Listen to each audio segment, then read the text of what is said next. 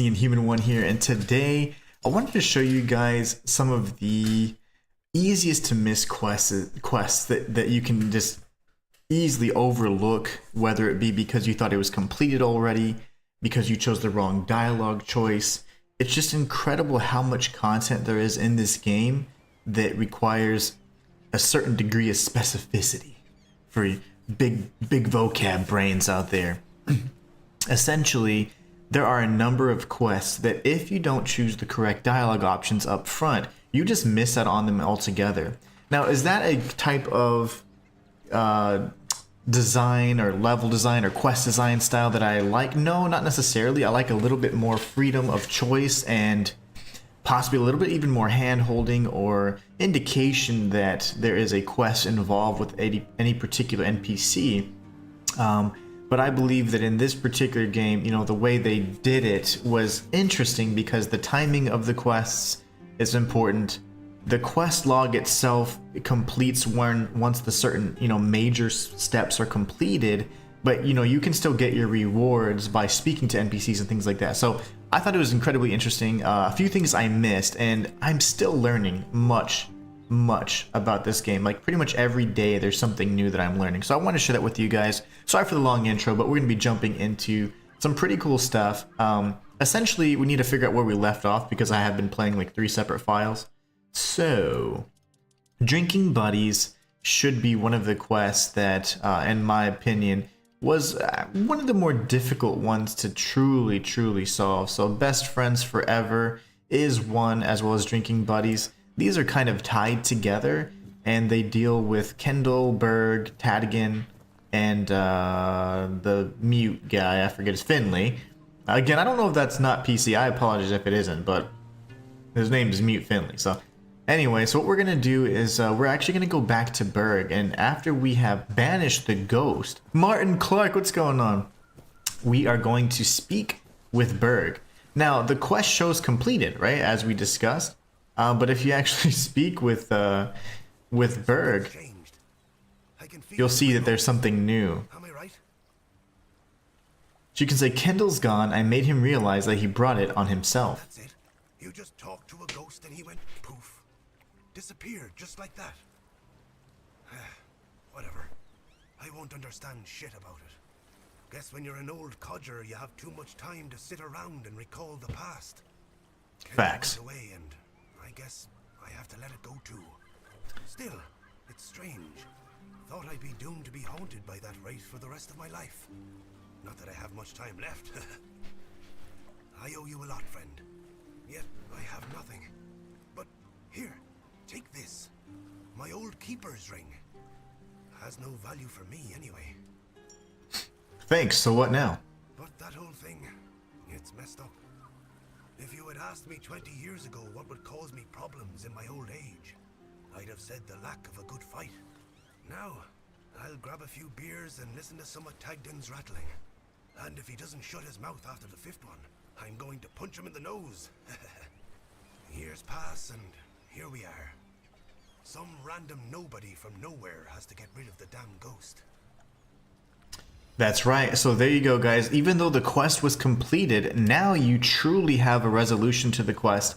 And everybody, including Berg, Tadgin, and Finley, they're going to actually now be in Ron's tavern, you know, and partaking in libations, if you will. So they're going to be drinking there together. So that's the true resolution to the quest. And we obtained a ring that you would have missed otherwise. This increases your max health by 10. Really cool. Old Reliable says, I'm from Indonesia and here it's midnight. Well, welcome. Welcome back, I should say. Martin Clark says, yeah, I have no more crash issues now, mate. I turned the resolution down to default. Very nice. Mine crashes occasionally. I don't know what my resolution's at, but I'm going to leave it. Okay, so that was one of the quests that essentially, it's super easy to miss I'd say the resolution to it. So as you know, Ron's Tavern's going to be where Tadigan is. Each of the maimed kind of keepers are going to be there. But look, now they're together. And all they do is talk trash, so there's nothing much you can do. Another quest that we have a secondary part to is, of course, the quest for a romance option. Alicia, or Elise, or whatever her name is, was right here with her husband. She wanted to purchase a mansion on the seaside, and we did do that. We cleared it out for her. The quest seems to be over, but she did say, hey, come visit me, once we get settled in. And that's actually an option you can do. If you go to the seaside mansion, you have the ability to then go check it out. So that's what we're going to be doing here at some point in the near future. Again, this game has so much content. On my off-stream profile, I had moved forward, but then having played it on my attempted 100% file with some of the buggy quests and then some of the quests that are just kind of hidden and unmarked, I went ahead and said, you know what, I'm going to take it really slow. So I'm showing you everything I can, and we're going to be exploring the Horns of the South as long as it takes, honestly. I want to show you guys everything there is to play about this game. It's such an amazing game. Alright, so essentially we're just, that's Dara, which is Golban's son, so. Martin says, I'm still in Horns of the South. I've been getting all the missable trophies. Oh yeah.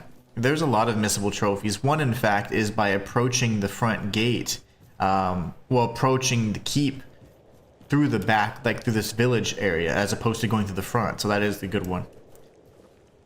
Elisa is one of the missables. Yep. You know, I don't know if I'm gonna romance her. I may or may not. I might just end up purchasing the mansion from her for 300 gold. You know, there's an option at least that I discovered that you can potentially just not romance her, but if you get close enough, you're able to then speak with her and discuss selling the mansion so she can go back home. But we'll get into that. All right, so now what we want to do is we want to go out and kind of explore the world, all the beauty the world has to offer. We're going to be looking at some of our quests, too. Yeah, you have to talk to a handful of the drunkards. There's a quest that I found in particular that was quite interesting to me. We could turn in these keepers tags, honestly, but we'll do that in a minute. Let's go to our map and see what all we have. So we have Roots of Knowledge. We have, okay, all the repairs. We'll do those later. Those are kind of boring. We just have to tote around a lot of wood. And okay, so we're going hunt for the weird deer. Let's do that, clear that out. And then we're going to look at the Smuggler's Bay Cove. There is actually a missable trophy in here as well, which is pretty funny. We're going to go into that area. And here, if you are doing this, if you wait until nighttime, the deer will appear. But of course, we've already grabbed like the hex bow from that tower and things like that. There's a few other things we could potentially do as well. Let's see, is our buddy over here yet?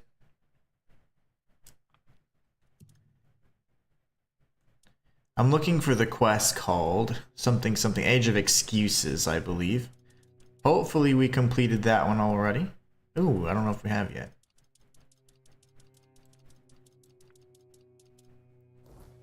Let's go this way really quickly and see if we can't trigger that conversation if we haven't already. You have to keep in mind I have 3 files that are going and they're all swirling in my mind. So my big brain is having some trouble with it. Old Reliable says, I have a question. Will GTA 6 be released on Xbox? Oh, I'm sure, yeah. I can only imagine. Honestly, a week. Be careful and don't worry about. Okay, so I don't know why, but his quest is, I couldn't see it, but it's there somewhere. This is a stag of the Stag Father Shrine. If you activate it, you have to then kill 3 weird deer all at once. If not, then you fail. I don't know how to reset them, so honestly I would suggest saving beforehand, and then if you fail, just reload that save. I'm sure you can just wait overnight or something, but that's not something that I feel like doing. We're gonna go to the cave instead. I don't feel like popping a bonfire and waiting for nighttime, so let's go this way, and we're going to explore one of my favorite areas. This has some of the best loot for, in particular, I would say anything that's going to be like a bow user or a stealth character, which is my off-stream file. I have a battle mage that I'm using on my 100% file, and oh gosh, it's so much fun. This is where you get one of my favorite bows as well, just outside actually. Let's see, this guy. What are you, Legolas? What are you doing here, buddy? Stop it! Oh, you missed. Deranged archer. Desperate peasant. Okay, is there no one else? Did you do Rumpelt's quest? Yes, there's a hidden trophy associated with him as well. If you turn him into cheese, you can actually, if you turn him into cheese, that's another achievement you can get, so pretty cool. We're going to pick up some of these things here. Really, I just want anything that's of value. We're going to kill some of these brothers right here. Keep your eyes peeled. Oh, okay, good. So if you wait a while, you can activate it again. See, I wasn't sure, so I was just like, you know, I suggest just saving right beforehand and then reloading your save, and that works fine too, because that way you don't have to wait. But I guess you could just pop a bonfire. That takes no time at all. So thank you so much for sharing that. Ooh, execution. Love it.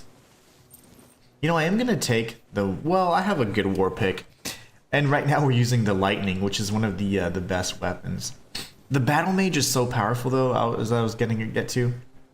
I use like this lightning bolt spell, and I have a spear that pretty much guarantees bleed, so it's so good. Guarantees crit hits and bleed.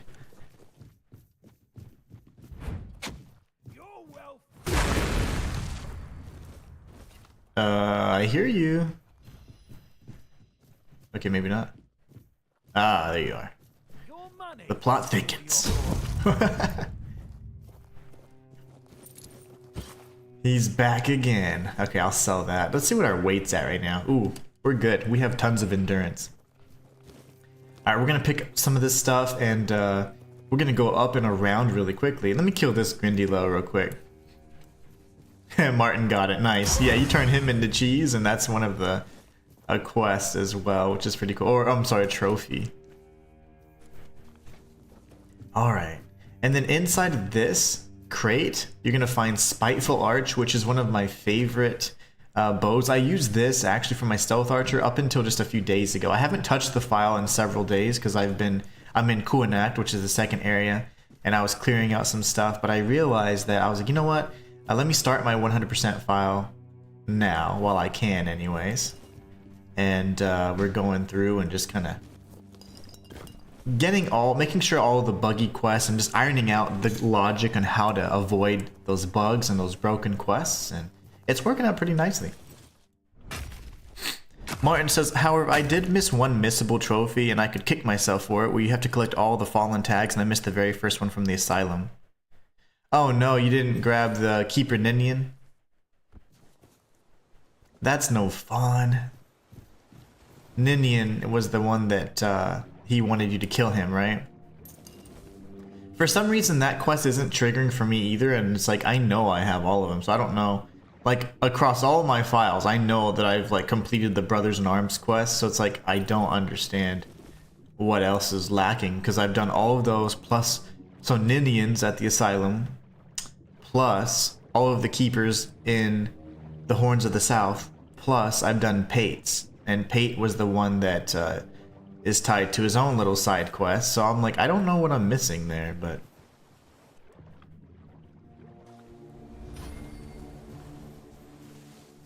I don't know about on this file. I doubt that I have everything on this particular file, but I know for a fact that my PlayStation profile is showing that I don't have it. But anyway, Spiteful Arch is going to be in this area right here, Horns of the South, right next to the Shrine of the Forgotten God. And this here will be where you obtain the one of my favorite bows. The best effect, I mean, is the fact that it blinds enemies with sneak attacks, so you're guaranteed to blind them. And then if you're speccing into the stealth or the archery type, kind of, you know, archetype, you're going to have guaranteed crits on blinded enemies. So it's just a beautiful synergy you can have and make really good use of. You're supposed to give all the regular tags first, then Pates and Ninians. Oh, you gotta be kidding me. because I gave Pates alongside all of the others. So Pates is supposed to be last, and then Ninians. That's really dumb. See, they need to fix stuff like that. Like little stuff like that needs to be fixed. That is no fun.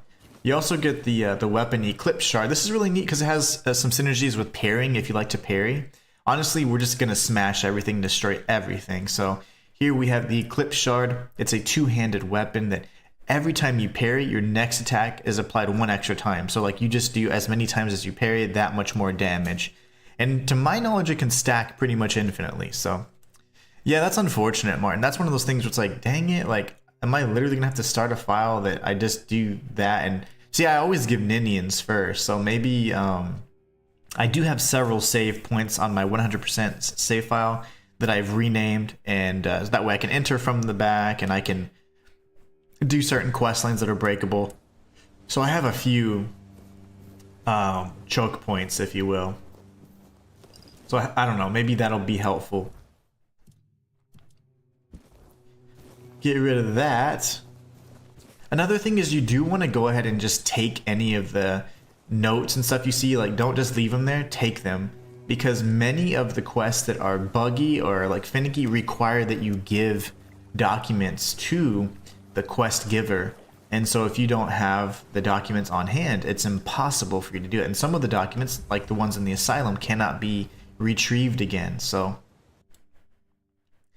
that's really sucky. I didn't know you had to do it in that order, because I always give Ninians first, and then you get the quest. So he's like, hey, if you get any other. And then Pates is just somewhere along the line, so I give Pates as well. That's super annoying. I have some notes on that. Let me see here. It says...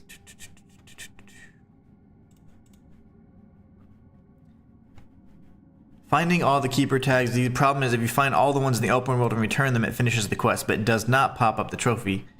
There's okay, so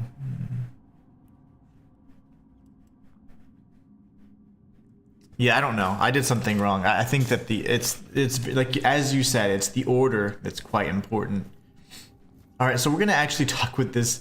He's the guard for this cave, just so you know, and we're gonna pop in here and explore this area. This area has tons of great loot. We're gonna skip through this because we ended up doing some stuff that's questionable. We end up, you know, kind of little bake session here. I always like to trick them. Oh man.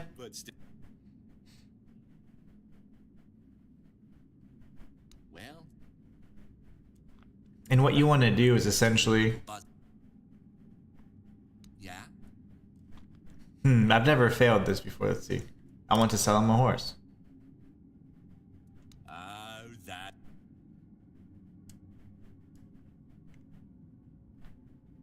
Personal use. You're trying to I can't just take you need at least 4, but fine. There's no way. I've never seen this dialogue before. Oh, so that's not a... There's a quest tied to him, or if you end up befriending him, you can actually partake in smoking some ether bloom, and what you do is you continue just chatting with him, and then he gets all philosophical. He gets the munchies. You give him a bunch of snacks, and then that's it. You pretty much get another hidden achievement. It does help if you trick him and say, hey, you're guarding the wrong side, and then you start having friendly dialogue. There were some choices there where you can give away money, and those choices will burn your money and you cannot retrieve it. So don't ever give away your wealth. Hoard your wealth, just like in real life. That's correct, Martin. Yep. Oh, okay. I didn't know what you could do for personal use. That's funny.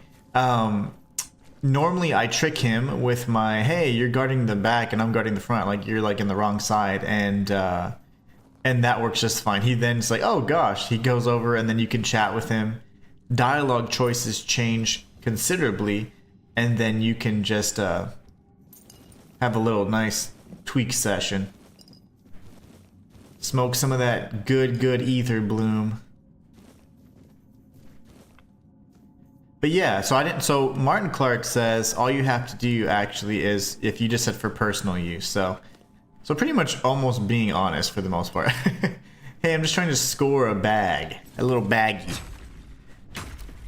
But you don't have to do it that way. You can also pass the speech check, which is how I normally do it. But in either case, that is a missable trophy. Make sure that if you're a trophy hunter, that you obtain it and you go through the right choices. Otherwise, you can miss it. Thank you so much, Mark, for clarifying too. Matthias says, hey, Inhuman and everyone else, hope everyone is well. Absolutely. Lots of rain over here, but see, if you just do this now you have the key, and this is where all of the good loot's at, but we're going to go the long way. We're going the scenic route, boys and girls. Boys and men. Okay, so we got a brother all the way over there. I'm gonna have to kill him the old-fashioned way. We're not really using range. We're committing to this this two-handed thing.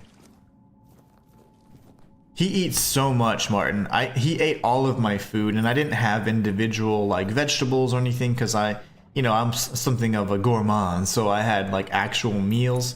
He ate all of my meals, like all these special meals. And I was like, bro, like, so he definitely had a case of the munchies for sure. And I mean, it happens, I get it, but damn.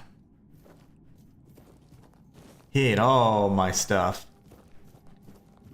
All right, we're gonna come up here and take out the noble, desperate noble or whatever his name is. Come here, buddy. He'll come around, and just so that you know, if you are a sniper or something of a stealth build, you can go that way, and it also provides you with a few copper arrows, and it's a great way to get your snipe on. Well, you know what we're gonna do? He's probably patrolling, so we're just gonna go this way. And I'll show you the path, because there is a chest that we want to grab. But yeah, there's just so many good, I don't know, so many different outcomes in this game. Like, it does require multiple playthroughs. There's no way you can obtain everything in one playthrough. But at the same time, it kind of depends on like what path you want to take, like what kind of character are you in terms of morality, because there's plenty of morally gray choices as well. But here's the copper arrows. And I guess we'll just rush these fools. Oh, hello, Martin. Without, I mean, if you don't have to share if you don't want to. But I remember you saying where you were from, and I don't remember like. And I remember I was teasing because I was like, it was like a lot. It's like, I was teasing because of the movie Mr. Deeds. Whenever he's like, the girl's like, oh, I'm from Winchesterton, Fieldsville, and you're saying it's like something like that. But I was trying to remember what it was because I was trying to figure out like this the general area, and I don't remember what you said because it's been a long time. But if you didn't want to share where you're at, that's fine. That's fine. I just remember you saying, and I thought it was really it was kind of neat because I was like, oh wait, the naming convention is really neat, and I thought it was funny because it reminded me of Mr. Deeds. Remember, I think we had talked about that movie. It was kind of funny with Adam Sandler.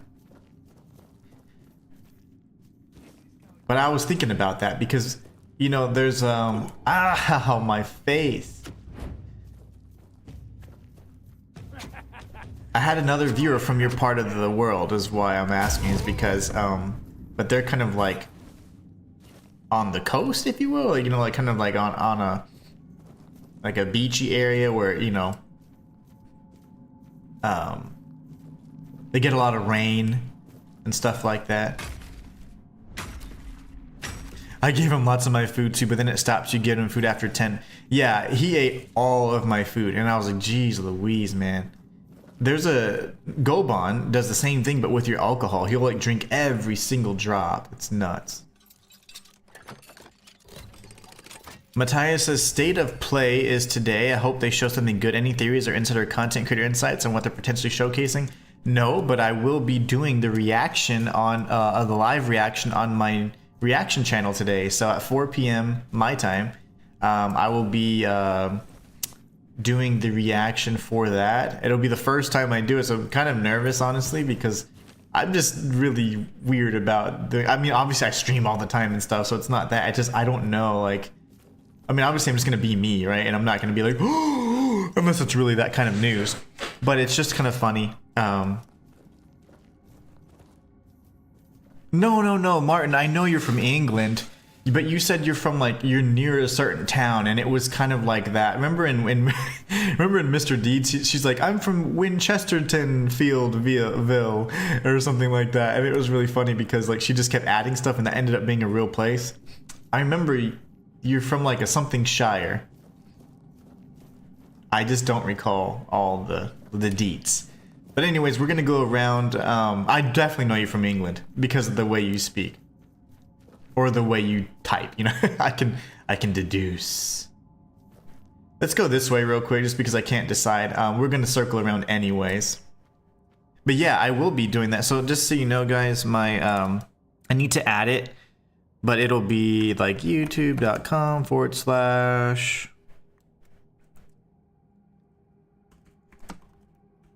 that is my other channel. I will be doing the reaction today at 4 p.m. So I don't know why, but I'm very nervous about that. I do not know why. Maybe because I'm just not sure. I've never watched reaction content or anything. So I'm like, what do you guys expect from it? You know, I'm just hoping that me enjoying it and my actual authentic reaction, like unscripted, is enough. But yeah, I'm very nervous about it actually. I don't know why.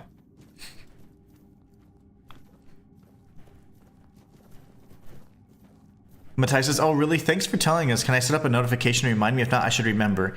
Yes, so go to the channel, Matthias, and then I have an upcoming live stream, and then what you want to do is just set reminder, and it should work.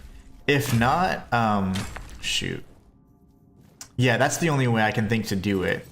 Marcus, what's going on, Marcus? Marcus says, hi bro, finally we got you. We waited for you on Monday until 7 p.m. or so and figured you weren't streaming. We watched replay anyway. You went swim. Yes, we went swimming. So, you know, I don't get to spend a lot of time like with my family, you know, like my wife and my daughter. Yes, I always spend time with them, but I don't often get to spend time with like my sisters. I have 3 sisters, by the way, and my, you know, like my like that side of my family. I would say like my mom's side of the family, and so. She was like, hey, I want to take my niece, which is my daughter. She's like, I want to take my daughter. I want to take your daughter swimming, and I can take her to the pool while you stream. And I'm like, yeah, that's fine. And so she came, but she came like right around the time I would normally start, and I wanted to make sure that I greeted them and everything. I didn't want them to be like, hey, just go, you know, go swim. And so, and we're in a community, right? Like, so the community. It's gated, so I have to like let them in to the pool and stuff. So anyways, long story short, I was like, well, you know what, are you hungry or whatever? Like, no, we're gonna get some food after, we're just gonna try and stay out of your hair. And then I was like, I was like, that didn't feel right. So I was like, you know what, I ordered pizzas. I waited like 15 minutes, and then I got the pizzas, and then I just went out there to the pool, and I was like, hey, I come with gifts. And I came out in my swim trunks, and let's have some fun. So I just wanted to spend some time with my sister, her daughter, which is my niece, and then my daughter. So it was just me and the girls were swimming, having a good time. It was lots of fun. But yeah, so that's why we did a late stream. So apologize for that. I'm so sorry I had you waiting. But yeah, it's just very rare that I get to spend time with my family. I'm always so busy, and my sister works like so much. She works like overnight and stuff, so it's like impossible to ever see her. So I was like, you know what? Let's spend some time. I love this weapon, by the way. Absolutely love it. Okay. Martin says, sorry mate, my bad. Yeah, I'm from Sutton and Ashfield. It's an area close to Nottinghamshire. There you go. So Marcus is also from your area. And I don't know exactly where though, but Marcus, does that ring a bell? Like, so one of my regular viewers is Martin Clark, and he's I remember him sharing kind of his general location. I was like, I don't know the geography very well. So it's pretty much an area close to Nottinghamshire. So I was like, and I have no clue where that's at. I am not the best at geography. Even in the States, honestly, like I know where the States are for the most part, you know? But it's just one of those things where it's like, and I know like I know, you know, north, south, east, west very well. It's just one of those things where other countries, like I just don't know their geography too well. My wife, on the other hand, is like, she knows and she loves that kind of stuff. So I'm like, I do not commit that to memory. Unless I'm going to visit, then I'll learn everything I need to, because I love then soaking up all that knowledge. But otherwise, nah. I know I'll forget. And so I'm like, you know what? I can always look it up. And I say that, right? And then the time I need it, there'll be no internet. And I'm like, I can't look it up, guys. I can't look it up. Matthias says, I personally don't expect anything. Thankfully, I was born in the generation where what we're given is good enough for me. That's what I like to hear. Matthias, more like you, please. More like you. You know, actually, everybody in chat right now is the same way. They're just here to have fun and enjoy along with me. I think you guys are some of the best viewers, you know, that I've ever had, honestly. It's just so much, it's like it's effortless, you know? Like, I don't feel like, oh my gosh, I have to put on a show or anything. I can just be myself. And even when I'm having a bad day, you guys just kind of get it. You know, you're like, yeah, he's pissed today. Something bad happened in his life. Like the last few months, man, have just been insane with like people being, you know, family members being sick and just terrible, terrible stuff like that. And it's taken me away from things, but it's like, man, more than, oh, I wanted to show you guys something. Let me kill this guy really quickly. But yeah, I mean, life it's got its ups and downs. You just gotta fight through it. Okay, so you see these mages here? They actually aren't hostile. But I've killed them in every single file anyways. But they actually do like a spell that, it's like they weave a spell. Yeah, just like that. That I'm assuming tends to the ether bloom plants, which this is the only location that I know where it exists. I was a stealth archer when I first encountered them, and I just shot them from a mile away, and I was like, oops. I didn't know that they were green until my second playthrough. Oh, and I say second playthrough. My 100% file, when I was like, oh, they're green. So anyways, even in my 100% file, I'm still only in the Horns of the South because there's so many things you have to do. And you have to tread softly because you can easily mess up a quest or two. So let's see how much weight we have. We got plenty of weight. Okay, good. Matthias says, speaking of Adam Sandler, for some reason or another, probably the money, I presume they made a Happy Gilmore sequel. Yeah, I heard about that. We're gonna kill this guy anyways. We'll take his old tree staff. This is one of the few areas I know to get those. Marcus says, hi Martin, yes, I know where he is. I am far northeast actually. I live near Barnburg Castle on the coast. 1 hour or so from Newcastle. Nice, Marcus. Okay, so Marcus lives near Bamberg on the east. Northeast. And Martin lives in Ashfield, close to Nottinghamshire. Yeah, that's interesting. I'd like to look those up to see kind of where they're at. Really, really cool though. All right, so this area has so many things that I actually missed the boss encounter, and I just want to show you guys how easy it is to do that. It's actually pretty fun, and I had a heck of a time with the boss fight. In fact, it was quite difficult for my battle mage. My battle mage is the one that I'm doing with 100% file, and then I have a stealth archer that I'm just kind of going through and exploring and reloading saves to figure out how to do things right for my 100% file. Because I've already missed things, and I've already, broken some quests on my stealth archer, unfortunately, which was my first file. So it's just a shame because a lot of the quests are so sensitive to dialogue options and choices that you make that you can miss them. And then you're just locked out of that dialogue, so. But I will show you the best I can so that doesn't happen to you guys. Ooh, a pearl necklace? I think I will. Take that for the wife.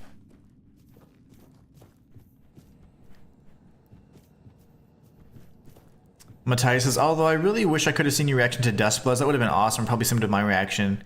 Until I found out it was multiplayer. Oh man, yes, exactly. My interest also subsided. You would have seen me like being like, oh, that's cool. Oh, okay. That would have been my reaction. Oh. And that would have been the extent of it.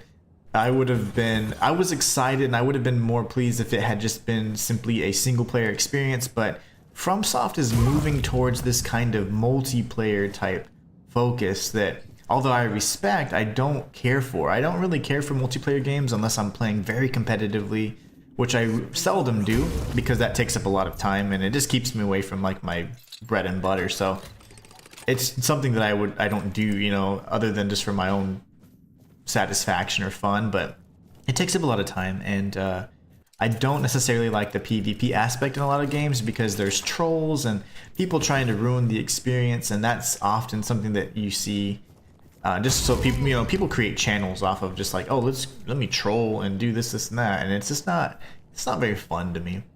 I would say that you pick up at least 5 ether bloom. You're gonna need it for a quest a little bit later on, so we can do that.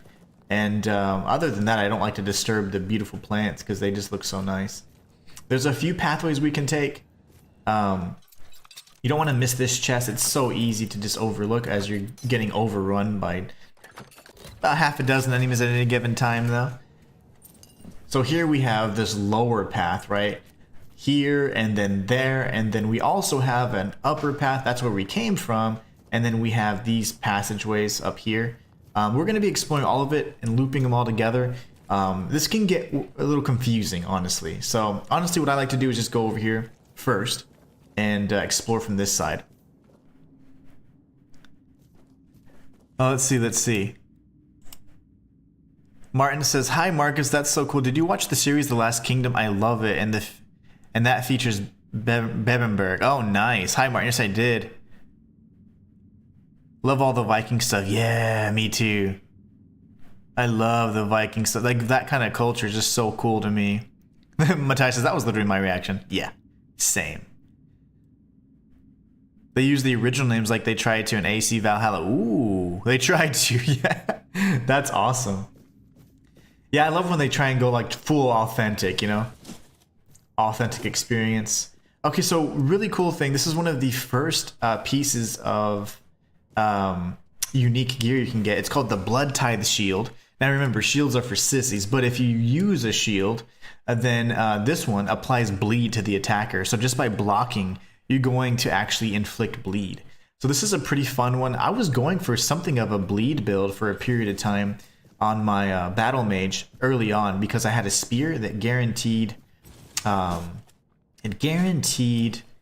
crit, and it also guaranteed bleed on any subsequent hit, so it was fantastic. That, in combination with the blood transfusion spell, we're just stacking tons of bleed at any given time. So here is a pathway we can take, and we'll take it now. We just need to remember to go back the other way.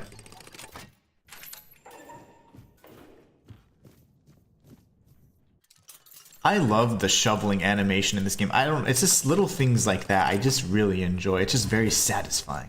But here we get Everfrost. Everfrost is a second shield we can obtain, and this one is if you parry, you actually create a small ice explosion. So this is pretty neat as well. Everfrost. So this is where you get this particular unique shield. Can't be obtained anywhere else. Really, really nice. I'm gonna get some of this ore because I do want to upgrade my lightning hammer as much as possible.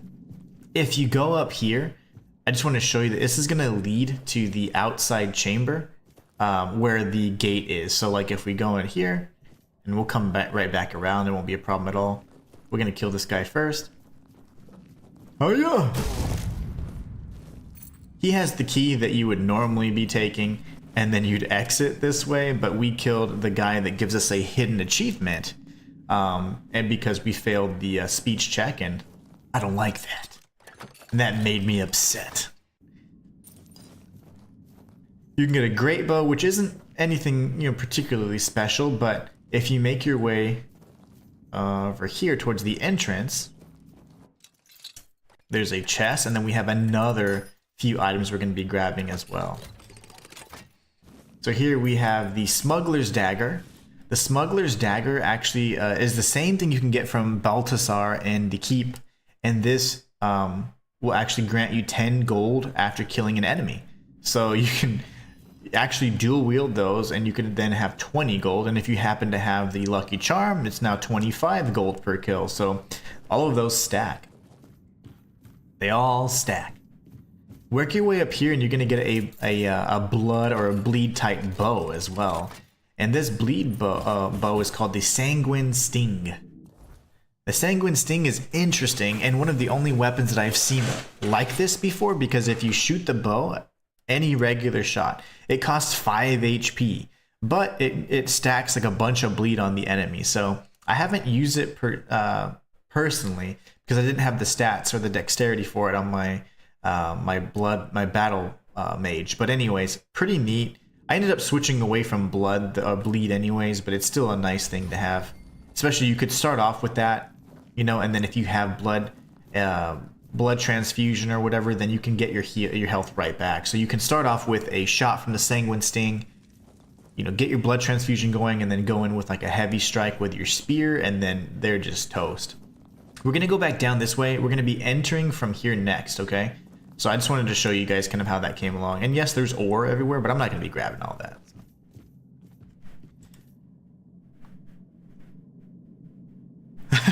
Marcus is all our names begin with M. Very odd. You guys are bots. It's bot viewers. I bought the wrong package. I was like, dang it, I didn't get the variety pack, so all my viewers have M names. Very odd. I'm trying to get the fishing trophy. I have only 2 fish so far. Do you know how many type are in the horns?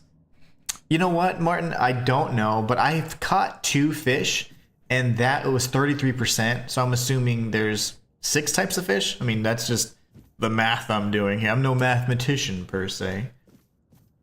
But it says I have 33% of the fish caught, and I only have 2 different types of fish. So I'm assuming there's 6 fish? I don't know.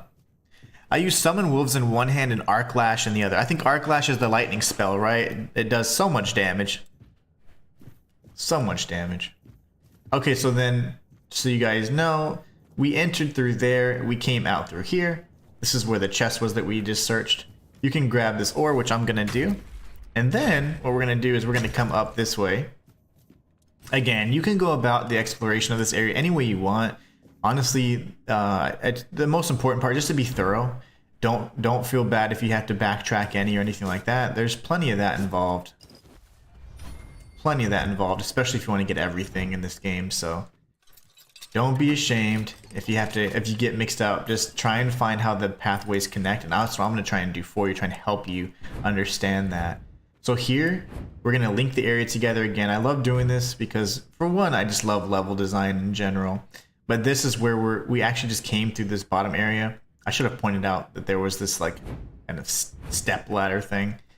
And this is where we killed the noble. We were just in this room, and this is where we got the bow and the smuggler's dagger and all of that. That's where the smuggler's dagger chest is, for example. We get the arcane shepherd, which is I call these cores, but you can charge this, and you fully heal all of your summons. And they get a damage boost as well. So like if you are using spells like Martin Clark is, where you're using summons like the wolves or whatever, then that's definitely the way to go. Anyways, we're gonna mine this really quickly, and then I'm gonna show you guys how this level kind of links together. This is the area that I said, hey, we're gonna enter from here. So that's where we grab the Sanguine Sting. So now we're here, and then we're gonna go back and finish our exploration. Oh, the lightning spell's so good. Matthias says, I can't wait for Ballerina for Friday. So excited for Ballerina and to see the Baba Yaga on the big screen again.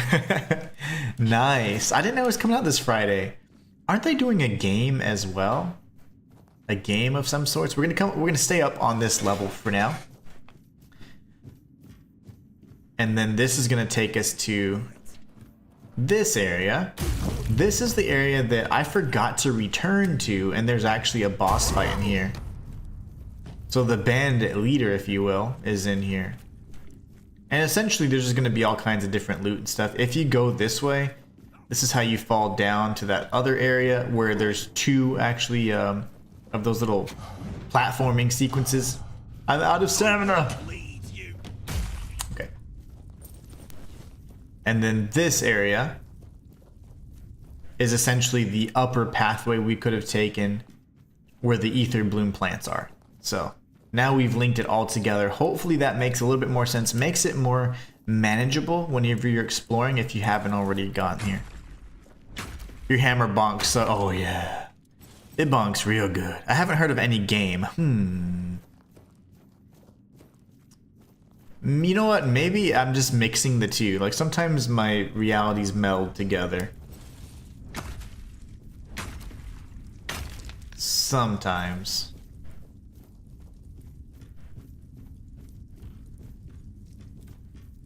Tomato. And I'm just gonna grab some of this stuff just because it's always good to have a surplus of ingredients so that way we can cook to our heart's content when we get hungry.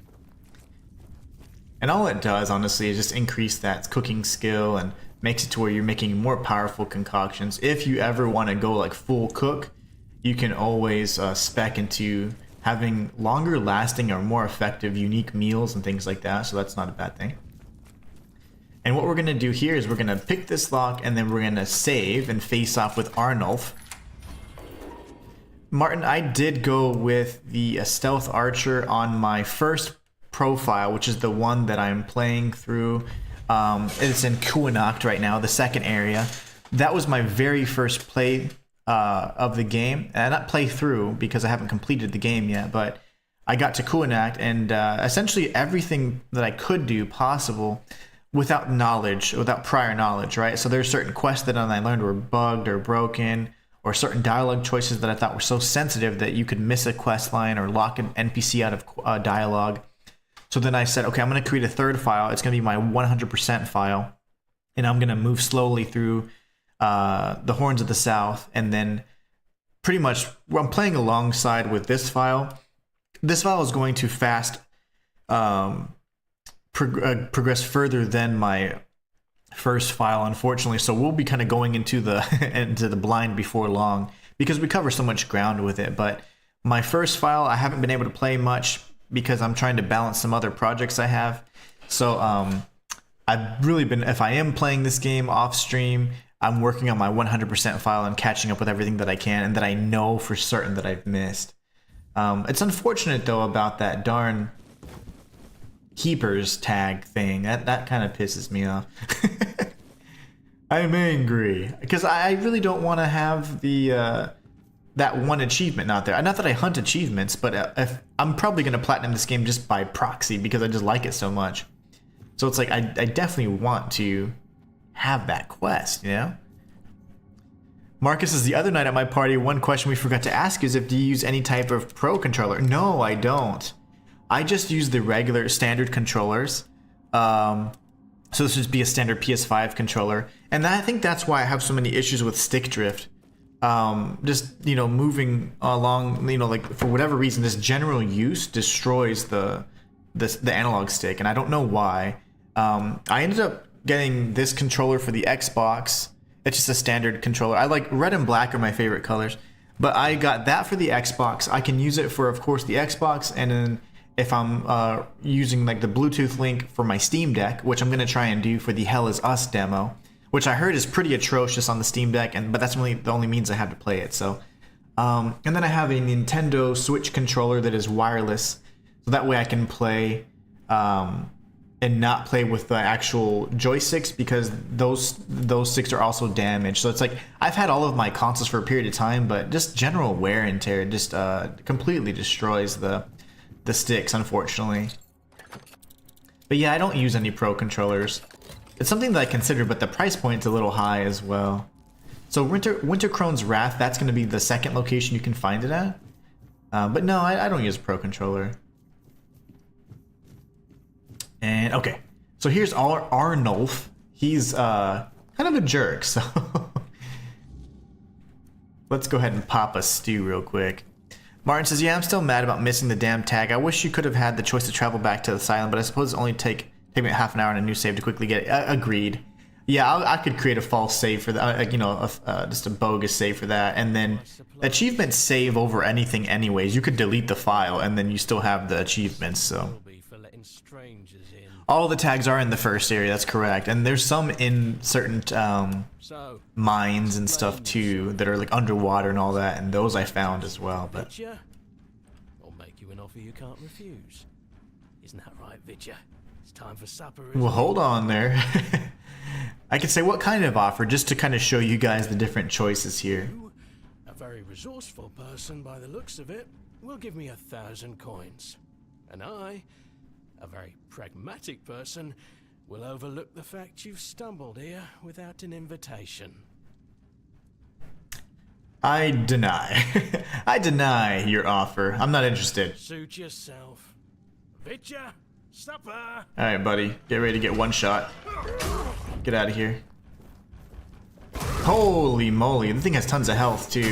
With my battle mage, it was just eating up all the health. Oh, hey there, buddy.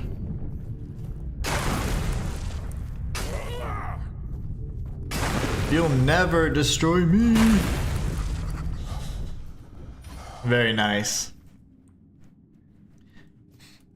There's a lot of funny dialogue in this game. I love it. Yeah, I agree. I love the sense of humor, and I also like the dark, like the gritty Arthurian like legend that they kind of piece together. I think that's really nice as well. A lot of times it's always like King Arthur's so awesome and so this and so that. It's like, no, bruh. He's got some darkness to him. And I like that. I love that because it just makes it add a lot of depth to the legend. And then it's a good take on it, because I love whenever you have like, even like say for example, like a Disney movie, right? A lot of times they came from a much darker tale and they've been kind of infantilized or they've been kind of softened up, you know, like they're pretty much a big euphemism now, and they're no longer like have that darkness that defined them whenever they were first written, or the tales that they actually originate from. So I absolutely love the darker side of things and darker take of things that we kind of are familiar with. So this in particular, oh, it's just a welcome addition to an already awesome kind of legend, in my opinion. Marcus says, I admit to having controller fetish. God, I have 60 or so for... Oh my gosh! 60 or so for PS5 and Xbox. Susanna says, hi Susanna, how are you? You know what's so funny, Martin, like, Marcus? That there was a time when I was like, oh yeah, I definitely am going to have to decide like what I want to collect and what I need to not, and to say, nope, I'm not going to do, because I have a very like I love, there's some, like I just get so fixated on certain things. Like this game, I am enthralled. I absolutely love this game. And so that's why I don't mind that I have like an off-stream playthrough. Just for, I never really give myself like a game that I can enjoy myself off-stream either. And I'm like, no, this is going to be the game. That's the Andraste's Wreck, just so you guys know. We'll be going there later. But anyways, when I was in corporate, I was making far more than I am now. And I was able to replenish and rebuild my collection that was lost to me. I say lost, it was taken from me many years ago. And then in 2016 or so, well, actually it was like 2013, my wife was like, hey, like, you know, I know you're so passionate about this, so like, why don't we try and build the collection together? And I'm like, yeah, let's do it. And so she's always been a big supporter. So at that point in time, from that point on, I collected a bunch of things and tried to rebuild some of the things that I had in my possession. Some of them were just unobtainable. And then during COVID, the price of some of these collector's items just exponentially increased, and then they were just now out of reach. So some of the things that I had, I could no longer reobtain, you know, and it was like, no. So, and then now that I'm a full-time content creator, I don't have like tons of residual income just sitting there. So I'm like, well, so I have to be careful with purchases and things like that. So I don't partake in collecting anymore, even though that's something that once I get back to where I'm able to, I want to have like I want to establish like a sort of video game preservation kind of, I don't know, what do you want to call it? Society, museum, whatever. But I want it to be like a video game preservation thing where you can preserve like the video game history and all that, because I love that stuff. Like that to me just is so meaningful. But anyways, yeah, so controllers is one of the things I was like, I cannot, because there's so many like actual officially branded controllers and then off-brand controllers, and then the customization for Xbox in particular is just massive. So I was like, yeah, I can't, because I would just I would not have any money. I would not be eating. I'd be like, I have this controller, but I'm not eating today. So yeah, it's too funny. 60 plus controllers. Can't play without back paddles now. Oh, you got spoiled. You got spoiled. I think those are fantastic for shooters and things like that. I've used them before, but I don't own any. All of my controllers are pretty standard. Well, this is taking a while. Let's see. Let's expedite.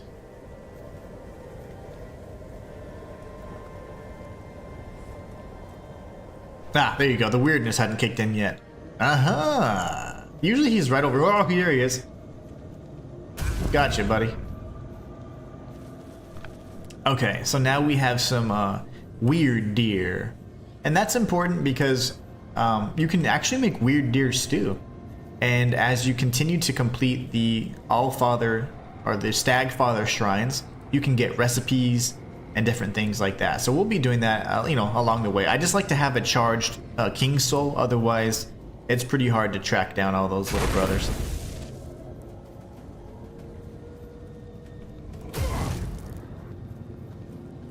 Remember, if you do have 5 Wolf Talons, you can go to the Wolf Shrine and get 90% increased stealth or sneaking damage, which is massive. My Stealth Archer has about 600% sneak damage, so not bad at all. When I have the Shadow Blade equipped, it goes to about 1000. So you're dealing massive amounts of damage there. There is a keeper body over here somewhere. Make sure you grab the tags if you haven't already. Oh my gosh, I hear stuff. The music kind of got crazy, so I was like, uh-oh, it's time. Time to engage. Time to engage.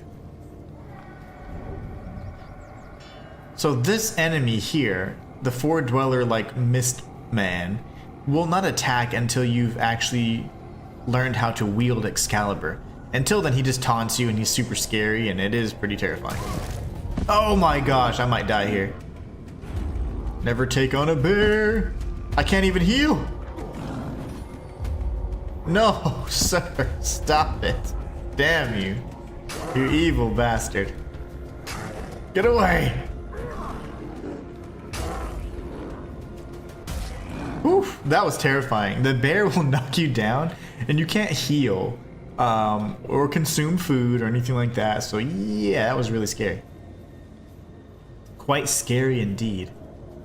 Remember that when you pass by the Arch Spire, it's always a great opportunity to re-up on the ethereal cobwebs.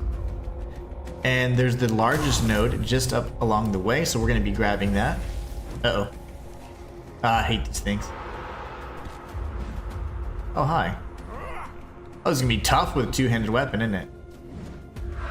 How'd they follow me from so far, though, I wonder? Oh, I missed. Darn it.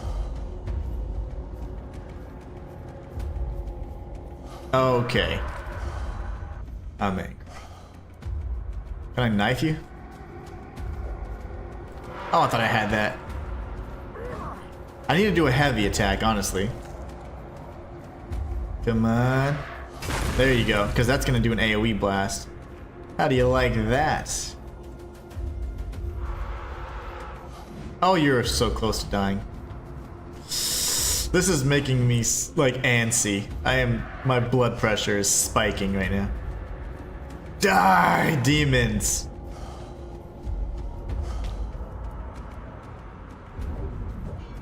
Okay. You guys are really just gonna run around like that? Oh, God. Why? Why me? Die! Yeah, I'm about to have a freaking heart attack. Okay, so can't play with that backpass. Martin says, well, my friend, enjoy. I'll play some more of mine now, then off to sleep for work in the morning. Good night, mate, and everyone else. Hey, take care, Martin. So nice to have you stop by, and glad that your game's not crashing anymore. By changing to the default resolution, he was able to fix that. So if you're having issues with crashing, be sure to check that out. Okay, I am not even gonna engage with those evil skulls. I refuse. And there's more. But wait, there's more. Take care, Martin. Buddy, UK weather, summer night right now, and of course it's crap. Is it raining over there for you, Marcus? Is it raining? Yeah, get some good sleep, Martin, and kick some butt on Tainted Grail. I'm gonna grab the sage. Okay, so I just like to grab those. And I'm trying to get more comfortable walking around at night in this game. On my stealth archer file, the Four Dweller is so difficult. He's got so much health, honestly. Yeah, a bunch of rain. You know, we've been having tons of rain too. Normally we have a lot of rain in April and then it's really nice in May, but my gosh, it's been raining like crazy. I mean, just this week alone. Okay, so what was my plan here? I guess we're gonna go back and deposit all of our goodies, right?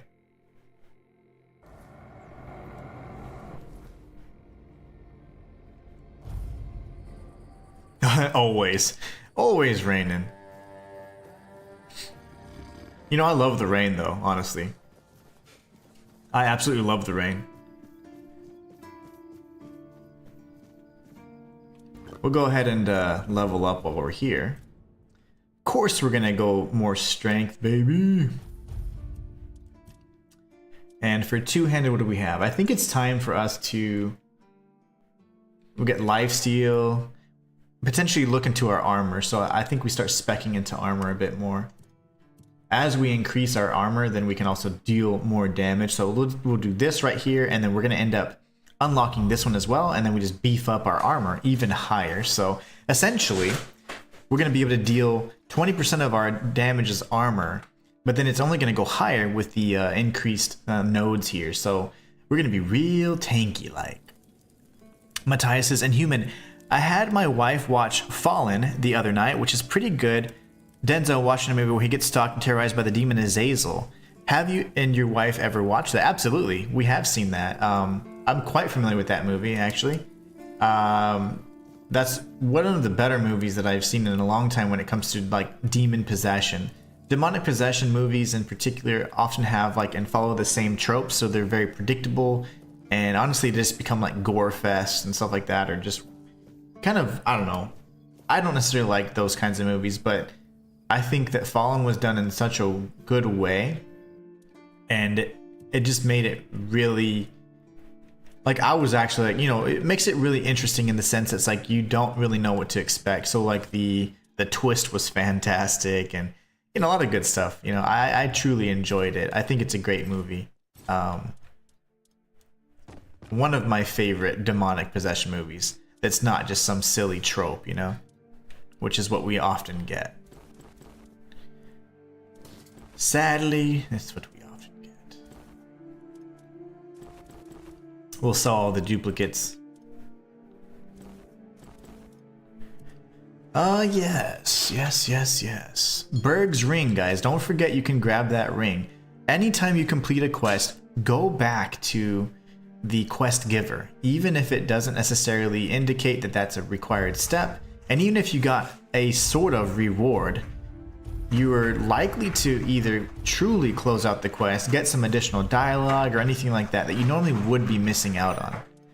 My cat is using her little aggression board. I'm like, only when I'm streaming. Like, other than that, they're so quiet. You don't even know they're here. When I'm streaming, they get all pissed. They're like, why aren't you paying attention to me? They're spoiled little brats. But yeah, I call it the little scratching posts. I call it their aggression board. That's how they express their angry. They're like, ugh. It's so funny. Oh, jerks. Cats are jerky jerks. Okay, we need to go sell some stuff. Is everybody asleep? Like, what? Yeah, wake up. All my merchants.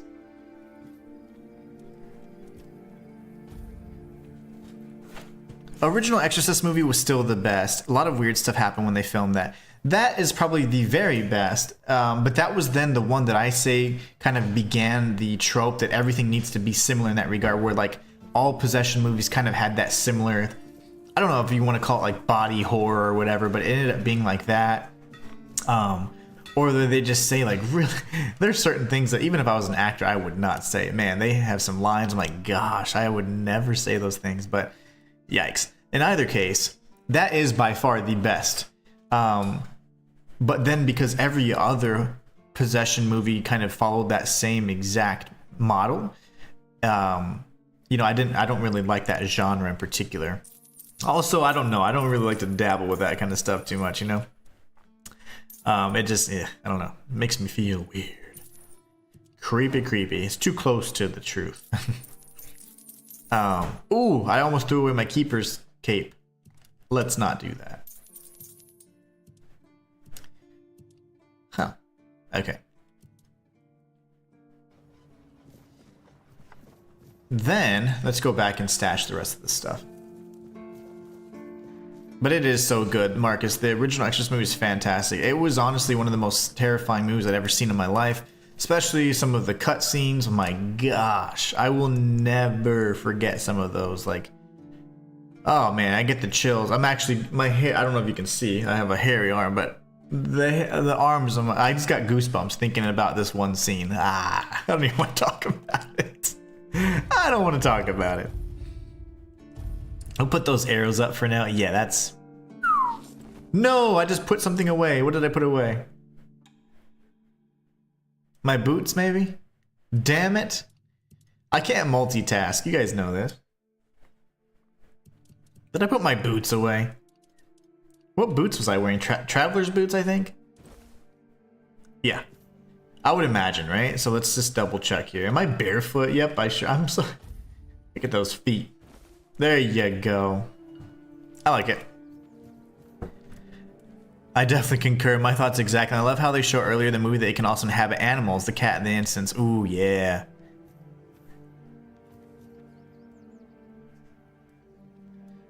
Oh, wow. Yeah, I remember Linda Blair had some, she had some really excellent and crazy insight on the entire happenings and goings on of doing that movie. Come here. Where are you going? Talk to me. It's you, at least. His spell, I'm not going to...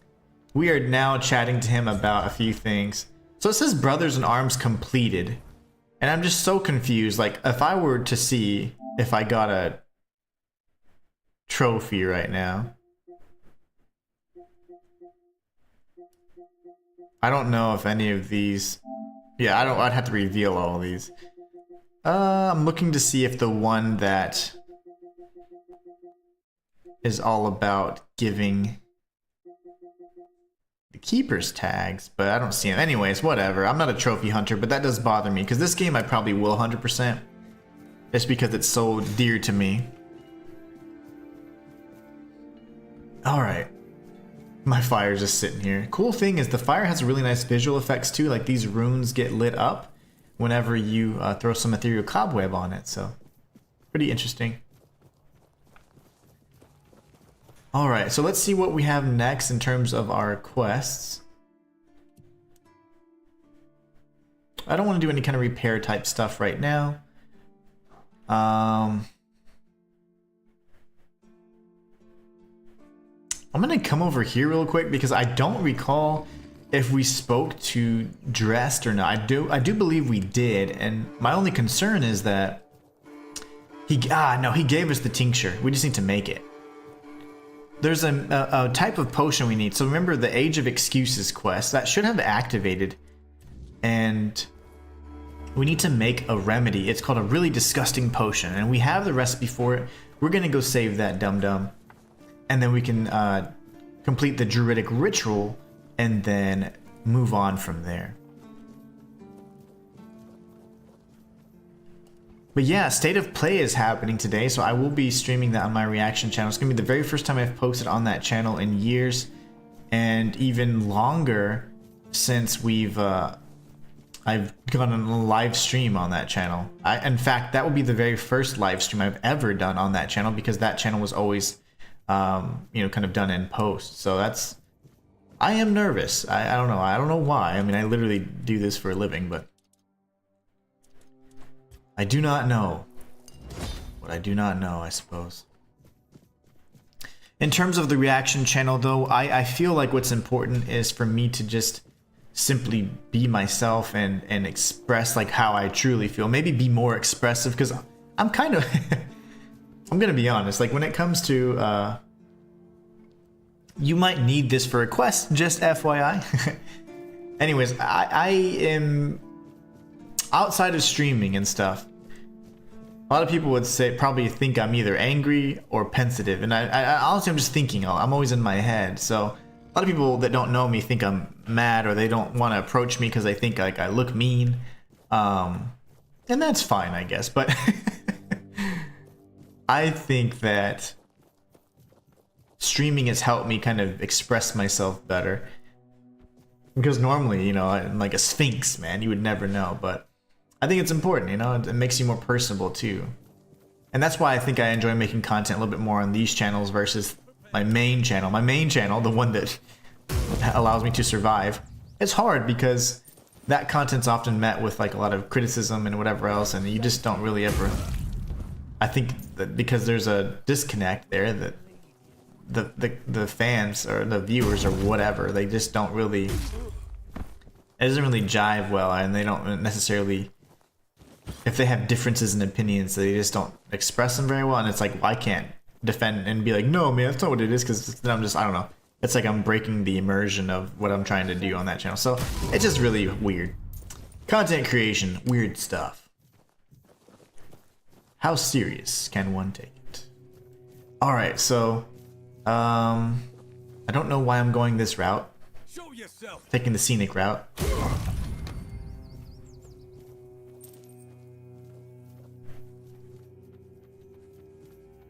I really just like bonking everybody, honestly.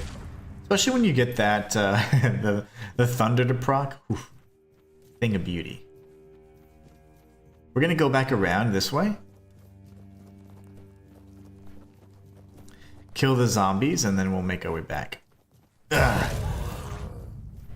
Two-handed, I must say, is possibly the strongest build, followed by maybe, mage, then stealth archer. Because I'm gonna tell you right now, like if I don't kill anything in one hit, like a boss in particular, like which you typically can't get a sneak shot on, it is hard. Like I have to like, you should seen the way I killed this person called Percival. Like she floats around, so already she's a hard target. But the thing with her is that, you know, really the only place to hit her is in the head. She's incredibly resistant to just about all types of elements, so I was having to get headshots and like dash. It was like full Legolas kind of experience. It was amazing. But it was also really challenging, and it took me several attempts to defeat her. But then I was like, I can only imagine, you know, some of the bosses that I had trouble with, I was just one-shotting or nearly one-shotting with the two-handed build. And then now with my battle mage, I'm able to kill very strong enemies with just a handful of spell casts. So I'm like, wow, this is gonna be great. Like I can't wait to get to those bosses.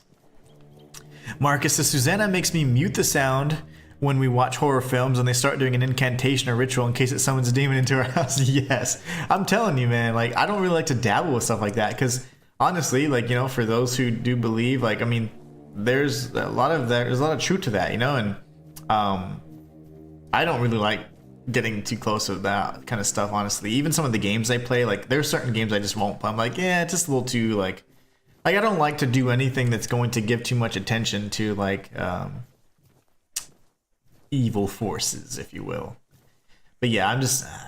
This makes me feel weird. You got to collect all these books, by the way. And you got to read them for yourself, because they're hilarious, by the way. Show yourself. Hey, but I am not a fan of demonic stuff.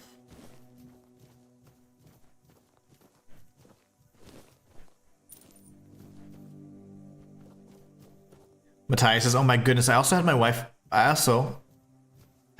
a few weeks ago watch Unthinkable, and she was just taken back by the craziness of that movie and visceralness. Huh, Unthinkable? Can you explain that one without spoiling it?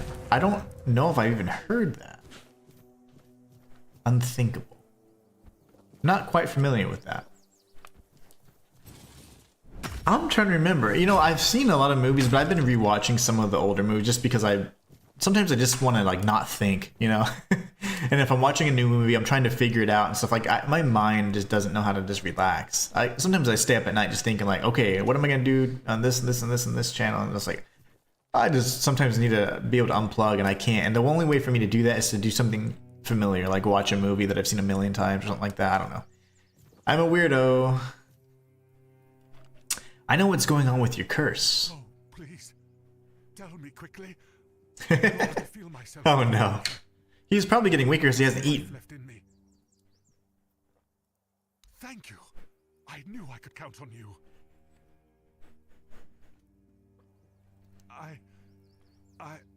I'm feeling better already. Thank you. Oh, Does the trick. Of heroes. Please, accept this as a token of my eternal gratitude. I don't What are you going to do now? Isn't it wonderful? I'm not afraid of anything anymore. The curse is gone. There's a whole wide world out there. Maybe I'll go to Timberwall and become a mercenary. Oh, he goes crazy with his options here. To serve the beautiful Queen Kincaid. Or, I know, I'll go back to Camelot and kill that Scarlet son of a bitch. Wish me luck, my friend. With your blessing, I'll take revenge on my foe. Oh, and I won't be needing this anymore.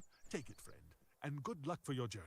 So he said take it twice. So what did you give me exactly? 2 things? I got a soul stone. And that was it. What a scam. What a scam. But anyways, that's how you complete Barak's quest in Age of Excuse. There are going to be other quests we can complete around here in the vicinity, so we're going to be doing that. One of the quests that I want to try that I've never done in this manner is actually near Roscree. So we're going to be heading north. Roscree is actually over here, but we're going to be heading northeast, per se. And this is going to be great because we're going to be hopefully going and exploring a whole new series of quests that I have not experienced yet, and that I can't wait to experience with you guys. Boom! I am going to continue to mine ore. I forgot to level up, but we have plenty of sharpening stones. I can only imagine this weapon gets even more powerful. So Matthias says, with Samuel Jackson and Carrie Ann Moss, the actress that plays Trinity. Oh, yeah. Sam plays a very good, or rather very effective interrogator, has to get the location of bombs. Huh. You know, that he's always a good interrogator. He was in the negotiator too, right? I'm not mistaken. Where is my point of interest here? There.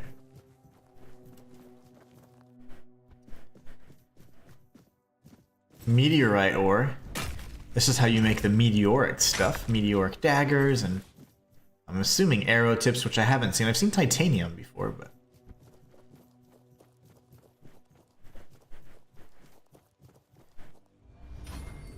They're placed in 3 major cities by the guy that played Lucian. Oh, Lucian. Yeah, that guy. So he's a bad guy in that movie? That's interesting. We'll come over here in just a moment. Have we not done Rumpel's quest yet? I know I have, because I remember Marcus commenting on it. Oh, I've done it. Man, all of my memories are converging. Too much information. Okay, so there is another quest here. Interestingly enough, I would like to see the last voyage. There it is. Okay, we'll be doing this one next. All right. Got a little mixed up. Boom. Marcus says, I'm still trying to get your level. I'm only level 15. Try to follow along each stream. Oh no, I'm sorry. I am kind of going in a bit of a, I would say, not the most user-friendly kind of pathway, the way I'm progressing right now. And it's mostly just because, again, I am kind of, there's just overlap between all of my different profiles. So it does make it quite difficult. But yeah, we're going to try, in that case, if we're going to do it that way, I want to be a little more clean with it. So yeah, so what we're going to do is we're going to head this way, and we're going to come up to one of the additional points. There's a waypoint around here near called Roscree. We'll be heading towards there. And then over here, we're going to be heading towards the All-Mother Shrine. So we're going to be just trying to make our way, and we'll be a little cleaner with the pathing then. That's my mistake. Especially if you guys are following along. We got some bandits over here, and there's tons of loot. Oh, I missed. I'm out of juice. You're no match for our band. That's so. Oh, my heart. Right in my heart. But yeah, at this point, hopefully you have a decent amount of weapons to pick from. And that's what I'm most excited about. I just want you guys to have like some of the best gear. What helmet am I wearing right now? A knight's helm? Let's see what the spectacle helmet does.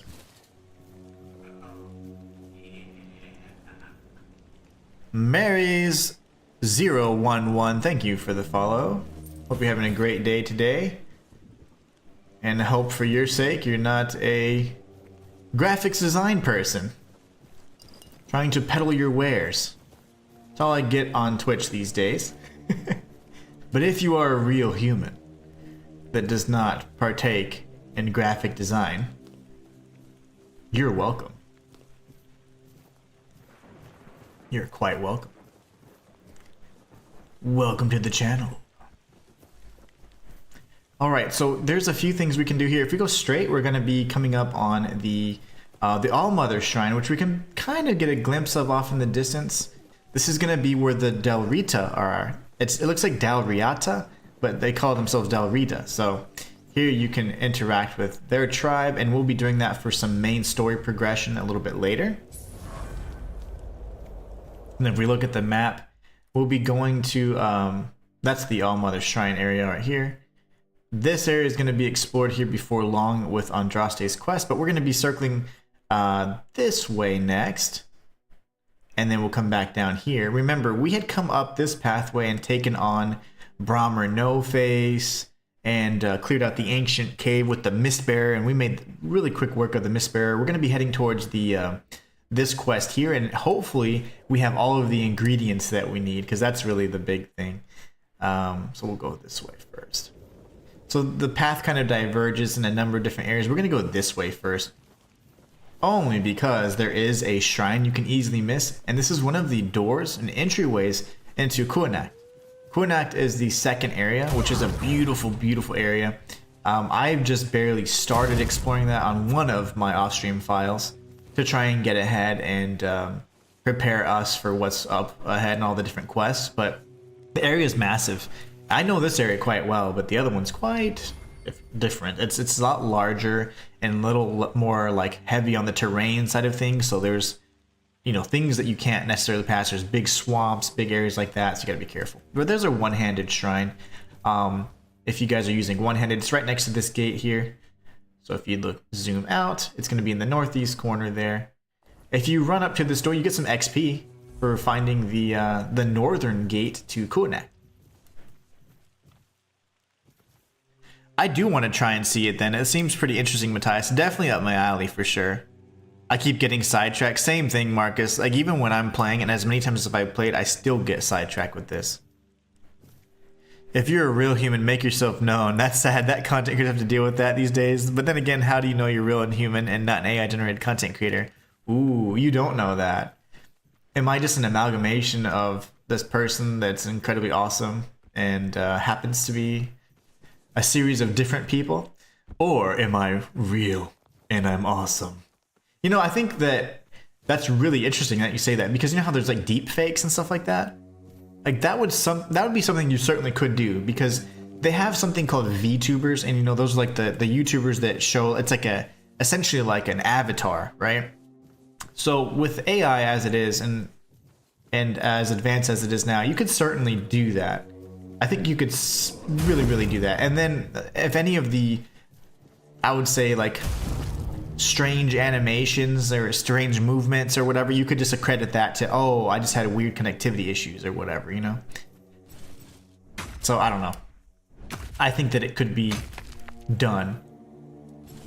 And people that are like already doing like the VTuber stuff, that's kind of odd to me, but it's just not my cup of tea. It's very weird.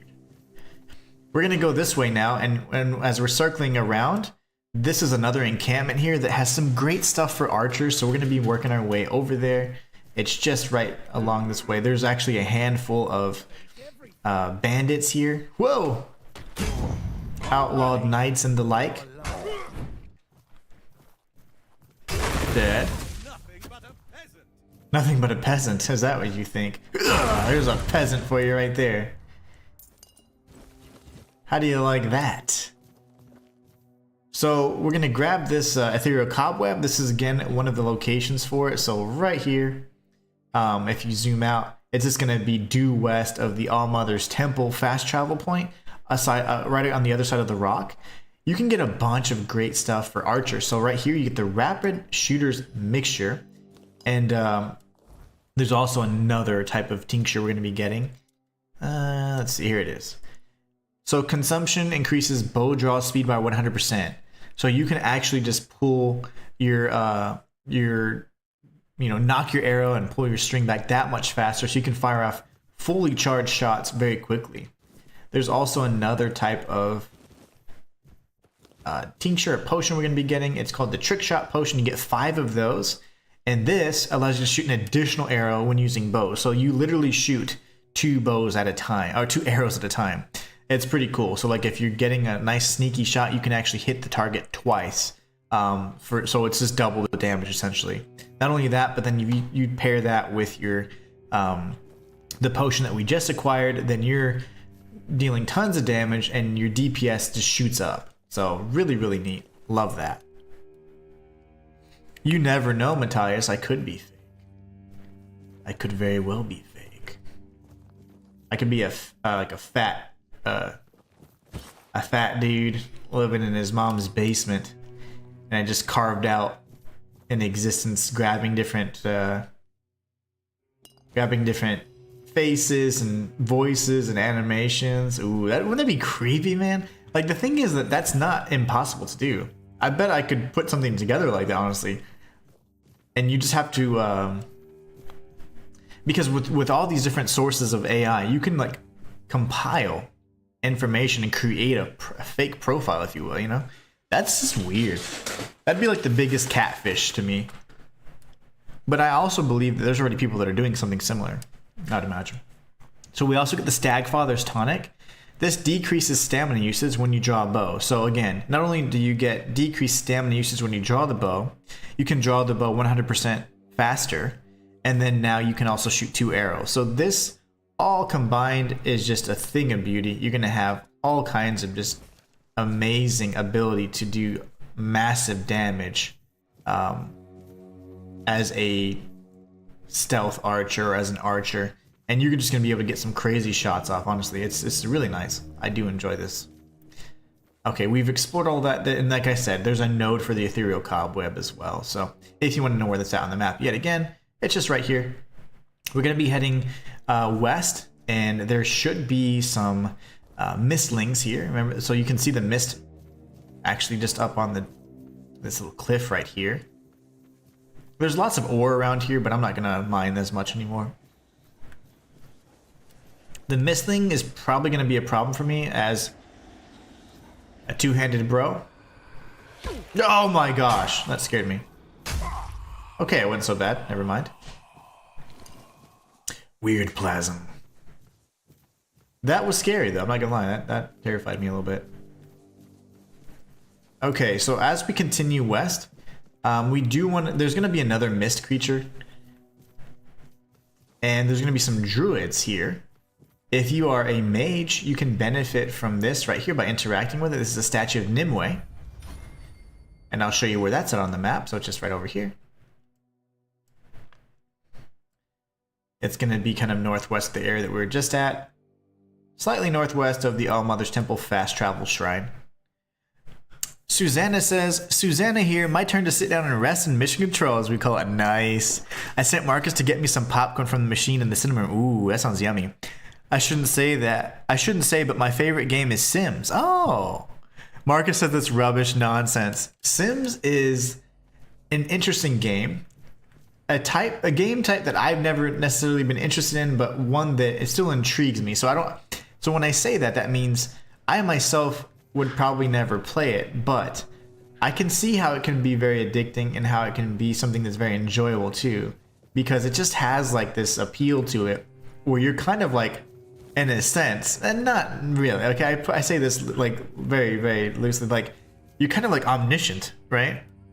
And you can kind of see and control things and set things in motion, and that's kind of fun. That's a lot of fun, I think. And it's interesting because that game and that franchise has been around for many, many years, and it's always been something that's been such a like a game that just catches people's interest and that a lot of people just truly love. So I think it's fun.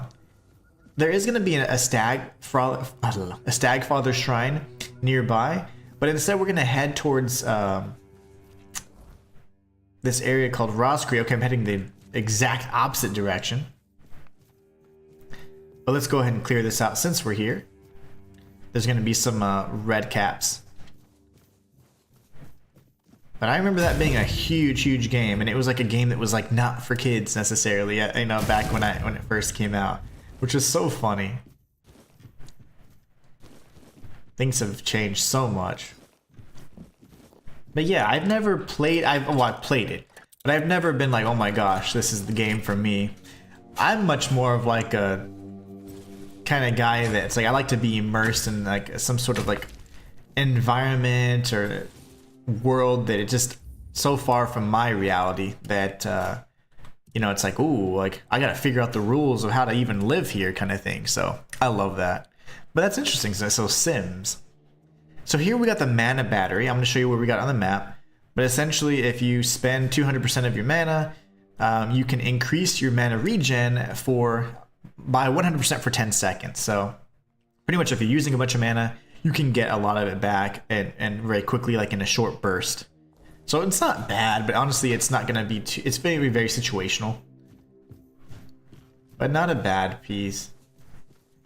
But I showed you guys where to obtain that. I'm trying to go towards my my little waypoint here, my marker. And I'm trying to remember exactly the path that I took to get there. But essentially, we'll just go down this road, and we should find the Roscree teleportation point and also the Stagfather Shrine. And I'm waiting for night to appear because this is kind of intended. There's two reasons for this. There's a quest right around the corner that we're going to be completing, and it's going to be quite difficult. So we're going to do this right after we do one of the harder quests. And I may change my mind because, you know me, I like to do things on a bit of a whim. But right in Roscree, which is where we're at now, this area right here, there's an unmarked farmer. And kind of interesting because they can sell goods and they're only available at nighttime. So I'm going to actually wait for night to come, and I'm going to show you that interaction. And anyway, so then we're going to be heading to the Druidic Shrine. And then we'll circle back around and we'll help our friend Vidar. Vidar is someone that we haven't actually even assisted just yet, so we're going to be going that way in just a moment. And we'll be freeing somebody from these bandits. And we have a really morally great decision to make here. Honestly, I've not experienced his side of the quest, and I can't wait to see what it is. But anyways, before we get ahead of ourselves, this farmhouse right here, which is on the location on the map that I showed you, when it becomes nighttime, and proper nighttime's around 22 or 22:30, that's going to be when the weirdness starts coming out. So at 22:30, you'll see those yellow lines. Ah, there you go. 22 is fine. And now what you see is typically, if they're not here yet, just give them some time, or you can rest. So you can go like this and rest for like an hour, for example. And that resets the area, and now you have these farmers here. So on this part of the map, this is actually going to tie to the quest that's regarding the pumpkin seeds. Now, I do believe there's probably another way to complete that quest, but this is one way to do it. We're not going to do it this way. Well, we will for now, actually, because this is kind of a chaotic file. So what you can do is speak with these skeletons, and once you've progressed far enough, you can make all these different choices and dialogue and, you know, partake in them, but you don't really hear anything other than the bones rattling. And then you can say, can I buy some of your crops?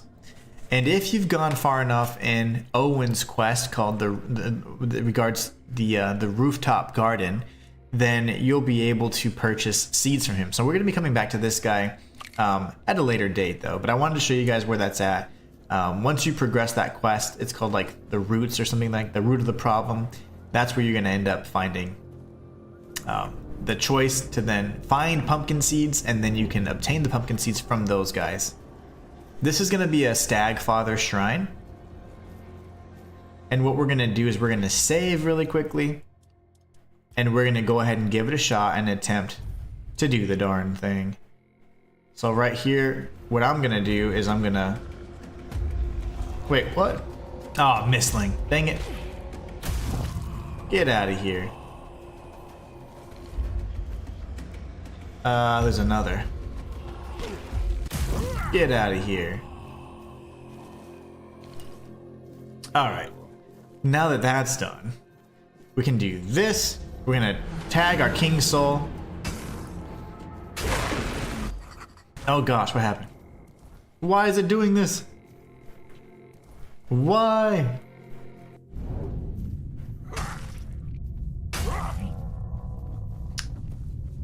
It's because we found a new enemy, and so it was trying to complete the entry for them. Oh, no way. I'm gonna fail. Very good. We'll load the game, and we're gonna load that save. That was my bad. It kept triggering me reading the new entry in the journal versus me actually activating the King Soul, so that was cute. Oh no, it crashed.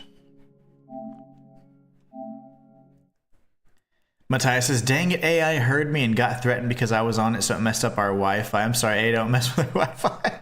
Yeah, you have to, it's sentient, so you can't hurt its feelings.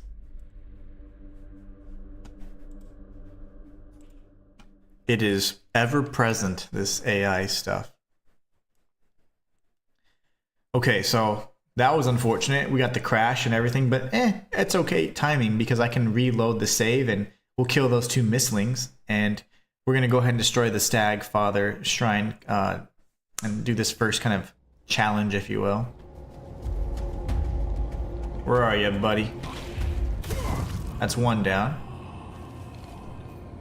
And there's another brethren over here. Where is he? Oh, God, I missed. Oh, lovely. Really? I hate you. There you go. You rat bastard. Let's try that again.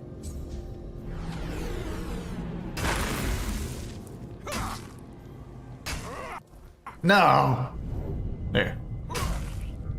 Where's the other deer? Dang it. Where's the other deer? All the way over there. I don't even know if I can reach him. Oh, come on. There's no way I can reach him that far. The biggest issue is is when I'm first initiating this shrine, it's not letting me do the King Soul ability, which is sucky. But we'll be able to in just a moment. Okay, let's kill this guy. Ooh, nice. Nice move. It's like a whack-a-mole, but I'm slapping a demon instead. Oh, I missed again. Damn you.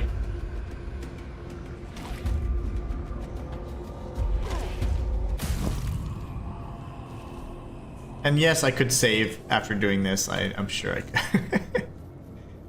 If I was a smart man.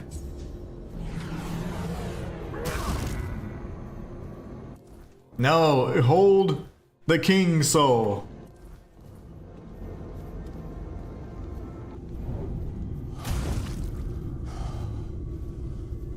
Oh gosh, I don't have the stamina for this. No! Why? Hold on one second, guys.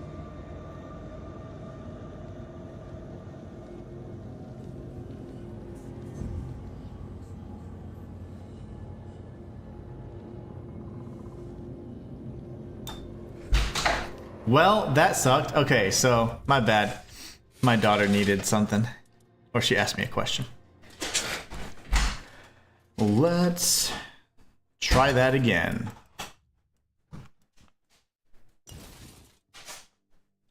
What's this Sims nonsense? Oh, I was just saying that it's something's been around forever, like the Sims game.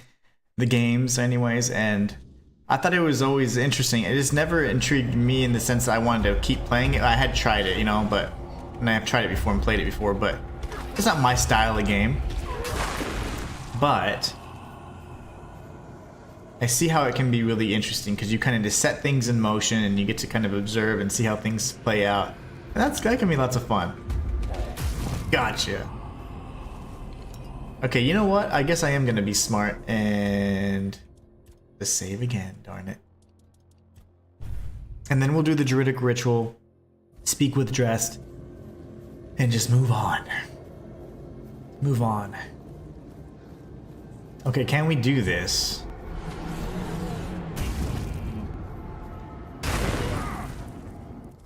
Stop it! Not good. Okay, that works. I'll take it. Sloppy, but I'll take it. I was out of stamina, so. Always interact with the shrines after the fact and you'll get different things. Like in this instance, I got recipes, and of course you get the parts for all of the creatures that you've slain. So that is always good. And remember that, as I mentioned earlier, there's going to be this unmarked farm here that can only be interacted with at night. And once you actually get here, then you can actually interact with this jolly skeleton, ask to purchase some of the crops, and they'll sell you some seeds. The pumpkin seeds will come from the quest that is specifically regarding the roots on, you know, the root of the problem or whatever it is, where you're at the keep and there's a gardener that's kind of a jerk. His name's Owen. So we're gonna go ahead and level up again. Let's see. Let's get our endurance up to 10. What was I doing with my life? I think I was increasing my armor rating, right? Let's get this damage as well. So 20, that's gonna probably end up being 60% of our armor is gonna be damage. That's gonna be disgusting. In a good way. Disgustingly strong. Life is a simulation enough. Very, very Matrix of you to say. I agree. They have us going through all these little motions anyways, right, as it is. And that's partially why I don't play that kind of game. I like to play games that are like complete suspension of belief, you know, of reality, I would say, actually. And they make you experience something that you just can't, you know, like, I want to be able to kill dragons or, you know, whatever, aliens or, you know, stuff that just you're just not going to see. Stuff you can't do every day. All right, we're going to go to the next area.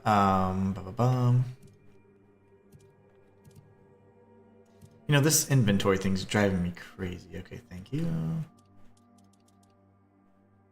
What other quests do you have? Okay. Now we go to the map. And from here, we're going to be jumping this way, but we want to make a quick stop on this rock, if I haven't already. I do believe I showed you guys this, or mentioned this was going to be important that night that we're having the pizza party. But on this rock, just south of Roscree, there's going to be a peasant that is impaled with a sword. If you grab the sword, it's called Blood Oath. This is a good one-handed weapon. And it's interesting though, because it looks sick, you know, but the problem is it deals 100% more damage if the enemy is below 15% of their maximum health.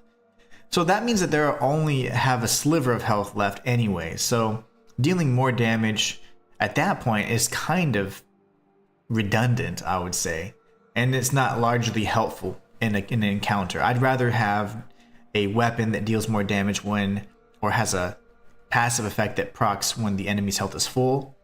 So that's why the axe that you get from Brahma No Face is a little bit more up my alley, even though the sword is definitely more my style. It's just the particular effect isn't very good or useful. But anyway, so if you want to get that, it's in this rock. It's just, I guess, west of Roscree. This is actually Roscree, but this is the Roscree teleportation point. So we can just go there. We're going to be heading up and around to the ancient Cromlech, and we could be completing that quest. We do need a handful of ingredients though, and I hope we've acquired them along the way. If not, I guess we can always teleport back and go grab some, but we're gonna need a handful of ingredients to complete this ritual. This druidic ritual anyways. And this will be part of another little gag quest. For Dressed, of course. Oh no. Hit him! Oh, balls. Okay, good. That works. That was terrifying. Do I need to cook more? Am I just out of food? I have no food. Like, what kind of person am I? I have not been cooking. That's really disgusting of me. Matthias says, Marcus, dude, you should see it when I go to Walmart. I have to deal with rude and sometimes stupid people that cultivate and shop. They're like NPCs. Yeah, exactly. Exactly. People are NPCs. Many of them. This is Brock. We're going to speak with him as well on the way there. This is a very, very interesting quest. So whenever you approach the bridge that's just northeast of the abandoned stronghold on this main road here, there's going to be an individual by the name of Brock. He's panicking.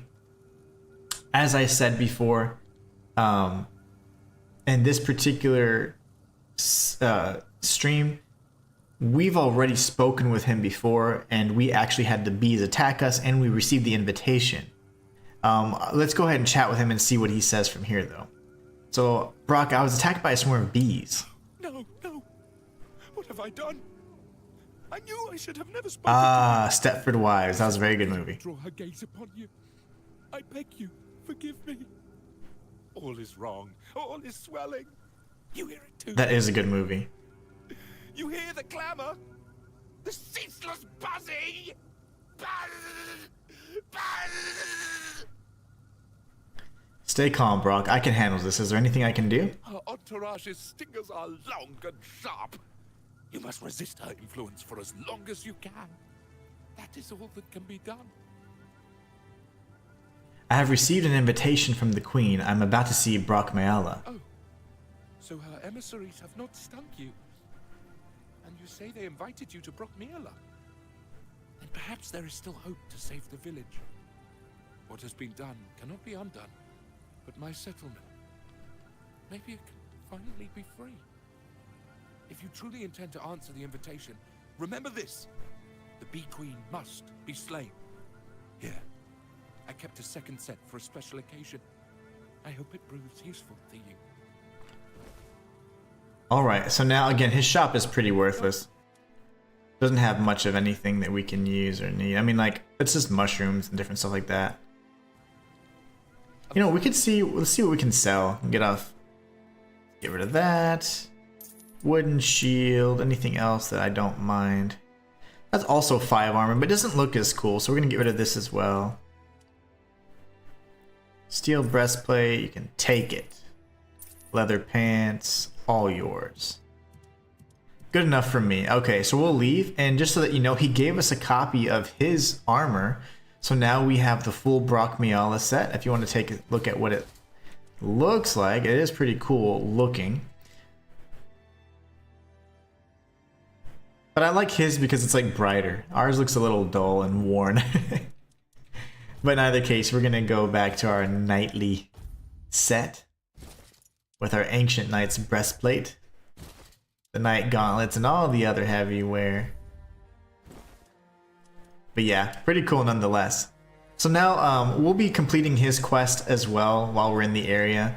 It's a pretty fun area to explore. We've gone here, and this is where we picked up Big Bonk not too long ago. There were the All-Mother shrines over here. Oh my gosh!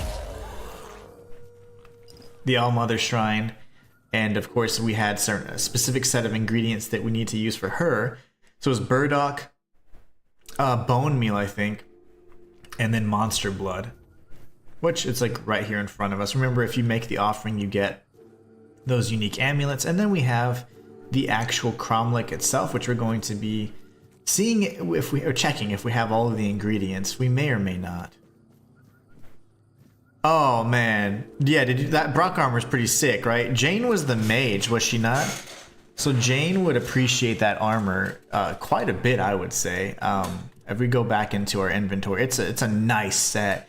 It does just essentially this is just a mana increase mana all across the board. It looks good, but I know Sarah would like the battle mage stuff that I use the battle mage armor on my 100% file. In fact. Yeah, that Stepford Wives is a really good movie. If I wasn't mistaken, like, yeah, she would enjoy this as a pure mage. There's better sets, like even the Warren Juridic set you can get on the coastline over here is actually probably a bit better, just because it doesn't just give you mana, it gives you mana regen and stuff like that too, which is pretty good. And then Sarah likes the Battle Mage stuff, which the Battle Mage set we obtained from the Tomb of the Good Druid, which was just west of the ancient Cromlech. So in the far north area, you can come here and get the Battle Mage set. But those are on the previous streams too, so you can definitely check those out if you want to get some of those awesome sets. Like, I think the armor design in this game is just fantastic. So there's a choice to make here, guys. When we do this particular quest, though, this is just how we activate kind of like a bad spirit over here. But once we complete this quest, there will be a secondary part where we return, and then we have some choices to make. So it's really easy to miss these here, but you can get these recipes for throwable crystals. So you want to take those, and then you get orbs. So there's Orb of Recoil and Orb of Vortex, so it's like an orb that sucks people in or pushes people back. Pretty neat. The throwable crystals are essentially like grenades, if you will. But anyways, let's see if we have the proper ingredients. You need venison, onion, and garlic. And when we perform the ritual, it actually just ends up being an absolute joke. So it just happens to be that some Juridic kids were messing around and like, hey, maybe one day when we die, we'll make them summon us, and we'll just play a prank on them. And that's exactly what happened. So I think this is really funny. Check it out. They did it. Somebody did it. And they're just shocked that somebody was actually dumb enough to try it. And that person that was dumb enough was us. See? So they just go on back and forth, making fun of us. I'm like, oh, we gotta say something cool. Say something magical. We're like, wait, explain yourselves. And essentially, there isn't any reward or anything for this. We just experience that some of the Juridic people just messing around, and they give us mistletoe. Mistletoe is the only reward we get. You can grab that. It's an item you can get from anywhere. But if you notice now, there's like a red aura to this Cromlech. So something's been stirred, and I would say more than anything, disturbed. And we need to figure out how to solve this as well. But remember, the individual that sent us on this quest was Jan Heber, which is the physician at the keep. So we'll be chatting with him, and then we'll be coming back to this area to complete the rest of this quest. So we're going to the keep, and we're going to speak with Jan Heber. Marcus says, yes, Sarah followed you and grabbed that gear. Nice. Yeah, that set is fantastic. It looks so good too. I've been wearing it exclusively on my 100% file. My stealth archer uses the fledgling. Well, actually, I think it's the higher tier. Oh no, hatchling then fledgling. So I'm fledgling, I believe, and I'm part of the crow, the crows of Morrigan. So they have some really nice looking armor, and it happens to do tons if you're big into stealth or crit damage, which is really all I do as a stealth archer. I do also have like two-hand, I dual wield as well, so there's some good stuff there. All right, let's put up our goodies. Where did my little guy go? Where is he? Where's my little guy? Have I not hatched him yet?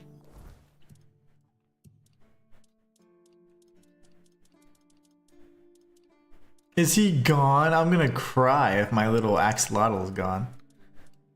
But then again, I do have like a million files. I don't know where the hell he'd be. Oh no. I hope he's not gone.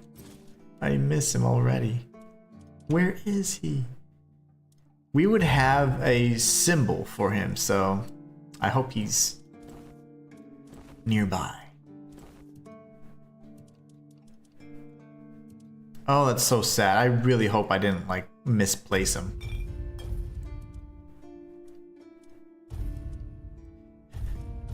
We're putting up all the weird stuff. The weird deer and all that good stuff. Fortunately, we had sufficient ingredients. Now, we're going to be in for a big fight if once we do this next quest here. Oh, man, I don't know where my little guy's at. You would see the little axolotl face. I have absolutely no clue where I would have placed him. If not right there. And I'm fairly certain we cracked him, right? We cracked his little egg. It's a 20-pound egg, so I would have definitely used that quest item at some point. Otherwise, it's a lot of weight to have on your person. I don't see it. That's so strange. Why is he gone? I'm so sad. No, don't tell me. My little axolotl friend. Oh, I'm gonna cry. What the hell?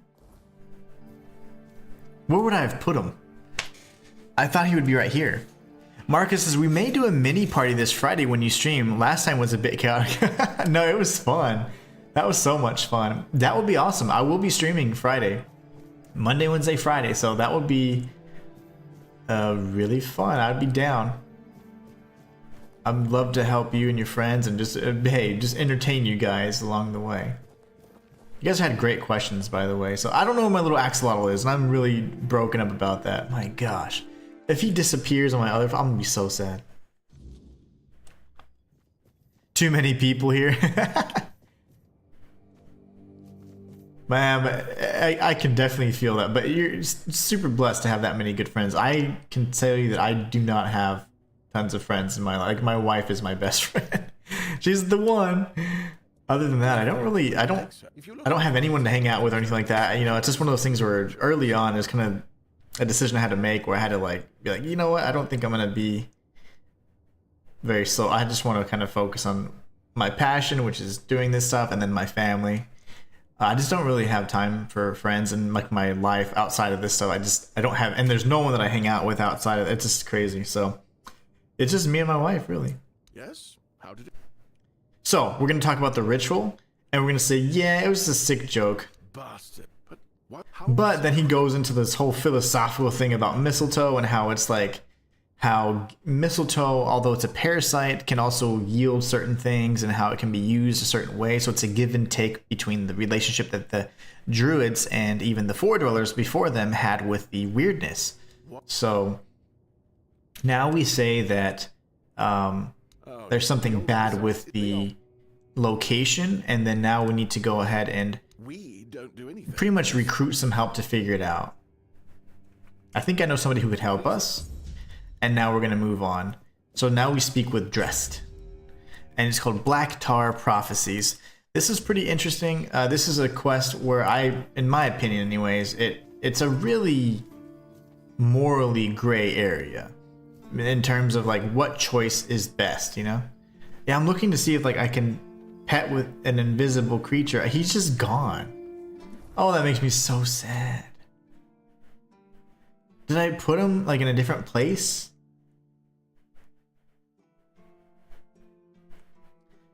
I feel like maybe he's indoors and that's why I can't see him, but I don't know where I would have put him. Ugh. That makes me want to check on my other files now.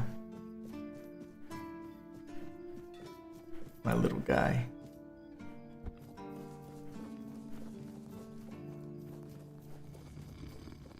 Okay. Now we can speak with Drest, who's going to be down here on the beach. Pick up the sage along the way, because why not? We need it for all the good potions, and we'll be using his fire to cook as well. We need a lot of foods. I don't know where my little axolotl went. Quirko is his name. Per the achievements, his name's Quirko. He's gone. Oh, I missed. Lovely.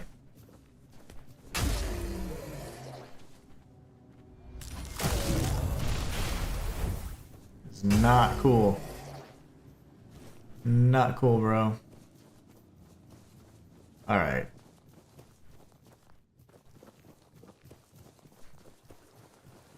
I'll show you guys where Dressed is on the map again if you've forgotten. If you don't recall. He's just hanging out on the beach. So we're gonna chat with him. He's just right here, just south of the keep, on the beach. We're gonna cook first though before we forget and make tons of food items. We are completely out. We have the weird deer stew, which we could certainly use. Why not, right? Why not? It's got some really good stats as well. I mean, it's a heck of a stew.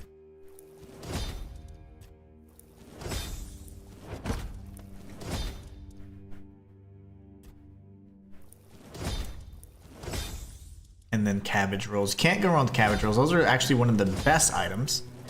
They do 90 health in just such a short period of time. They don't require hardly anything either. Love those.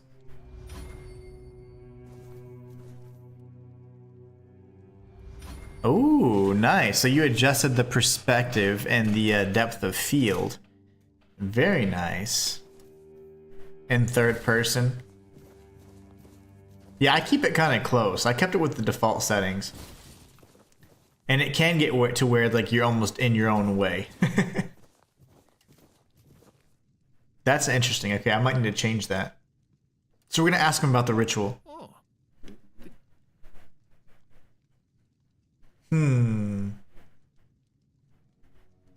There might be a specific choice we need to pick here. So we might say... Maybe we say it wasn't funny? Yes.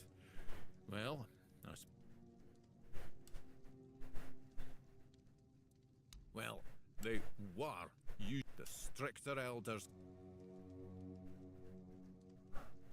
I don't see how. In fact, that's impossible. God.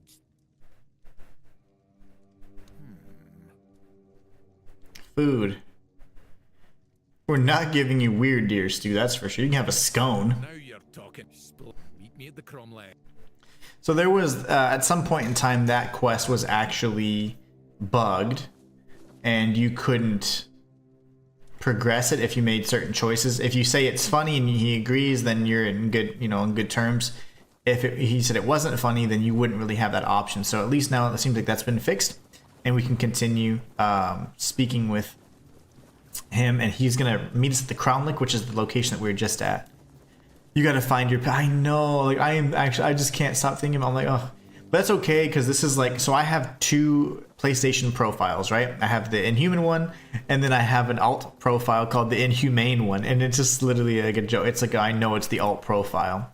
So I usually do my streams or whatever on this profile so that I don't... Like, some games only have one save, right? So like I have to make sure I have one that I can do guides on, one that I can like share with you guys. So that's the reason for the separation of those two different accounts. But so I'm like, it's okay, because as long as I have them in my other file, I'd be okay. But I'm like, dang it.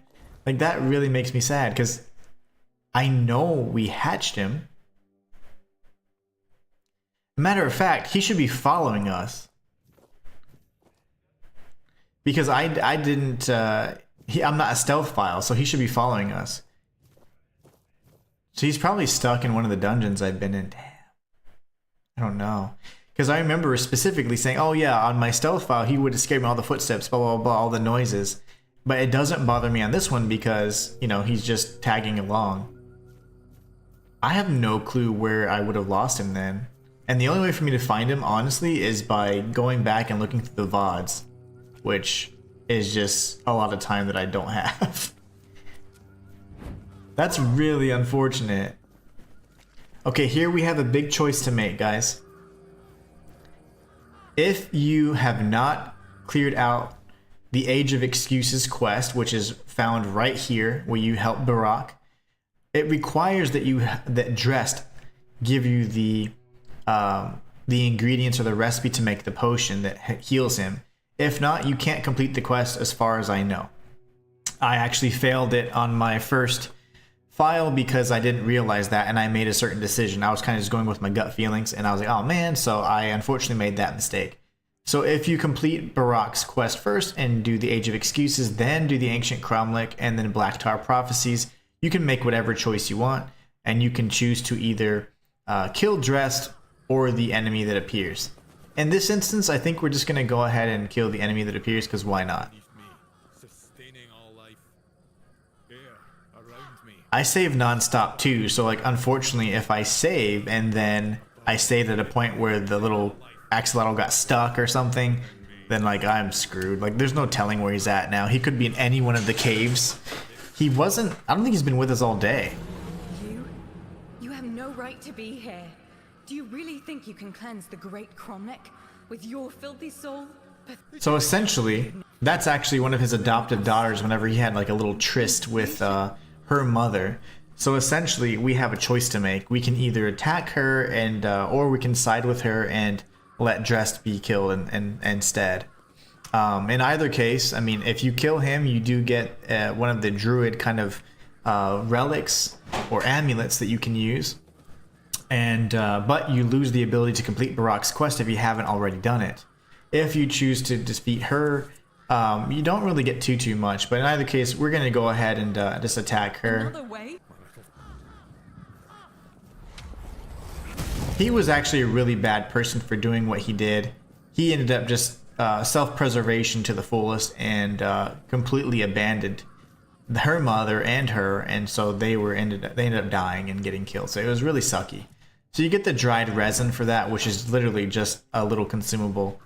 So that's it. We'll chat with him. Despite everything.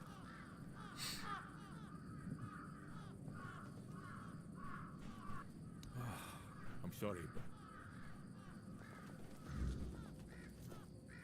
All right. Yeah, kind of sucky. But I remember killing him on my first playthrough because I just wasn't really a big fan of how he handled that.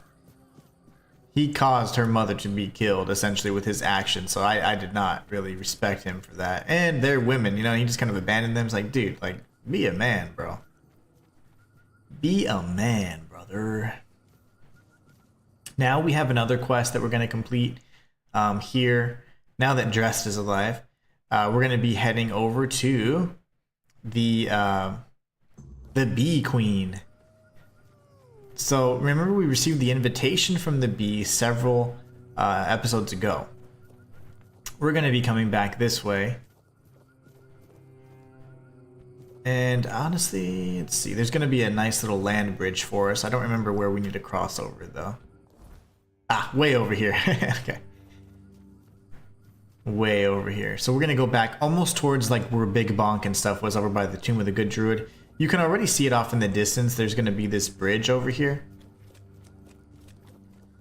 So if you were following the Tomb of the Good Druid or heading that way, there's going to be a bridge that came over now because we received the invitation. So if you're coming from like the keep, it's just due north. This is the bridge where we meet Brock, or Jane's going to get her armor. And then we go to the Tomb of the Good Druid, which is over here, but there's going to be a pathway. And now if we have the invitation, which the invitation should be in our inventory, then the bridge will be complete and you can safely walk over. So that's what we're going to be doing. Yeah, I save nonstop too, and that's a good and bad thing. Unfortunately, it's bad because I probably overrode a save when my little axolotl is gone. That just breaks my heart. You want to grab this right here. This is going to be the Forlorn Frostbitten Bow. This is a really good bow because it causes chill. So you can fire off any arrows or what have you, but it'll take 10 mana and it'll also chill the opponent. So whoever your enemy is or your target is, they're going to get frozen. So really cool. Easy to miss too because it's just a body that's sitting there, but we're going to go into Brockmiela. There's a few ways to handle this as well. But I guess first and foremost, you can always kill like the quest givers and sometimes get specific items that you wouldn't, but I'd say otherwise would be unobtainable. But in this instance, we're not going to do that. We're going to complete the quest as intended, and we're going to speak with the ghost of Brockmiela, which is the queen's kind of voice, if you will. You here. She is there. You will take the path. You will hurry. Why has the queen summoned me? Every queen needs a consort. Consort, you. Uh-oh. What happened here? Brock Miala. Home. Life. Life needs a home. We want to live. Why do you torment Brock? Brock. Consort. Traitor. Brock refused. The queen's heart is broken. The queen will love. We will all love. Nice. So now we enter this kind of dream state where honestly, it's not even a dream. It's just us transcending the barrier with all of the ethereal cobweb. This is essentially how we meet with the queen. And she's pretty awesome in my opinion. I absolutely enjoyed, at least to the extent of how much I've explored her quest line. Really, it's just a fetch quest where you continue to farm up cobwebs and give it to her, but she gives you increasingly good gear and items, and I'm just really excited to see what we get when we give her all of the cobwebs that she's requesting. It's a massive amount, so here you can see how she's completely kind of overtaken this area. It's got like honeycombs, and it's like her hive is complete now. So we're gonna pop in here. This is now the Queen's Chamber. I thought she had some of the best design like in this game. I love the enemies and how everybody looks, and she looks fantastic. So here we have a choice. We can destroy her, or we can side with her. So I say we side with her, because why not? My knight, protector, you are here. I have waited so long for you. Why have you summoned me? This is my home. I need someone to bridge the gap between my home and the world. Someone to care for us. Our protector. What do you expect of me, my queen? There is one who betrayed me. Brock. Once he was my consort. My chosen. My protector. He was mine. I entrusted him with the hive. With me. And he fled. Left me. Abandoned his queen. Such betrayal is unforgivable. It weakens us. Weakens me. Find him and silence his song. Do this, and I shall reward you. The hive shall reward you. Now go, end this discord. All right. Your wish will be granted, my queen. Then go forth into the world, and do not fear, my knight. My will shall always be with you. Excellent. So now we can go in here, and she wants us to slay Brock. That's precisely what we're going to do. In this particular playthrough, we're going to side with all of the external factions, if you will, and see how that plays out. I'm really excited to see.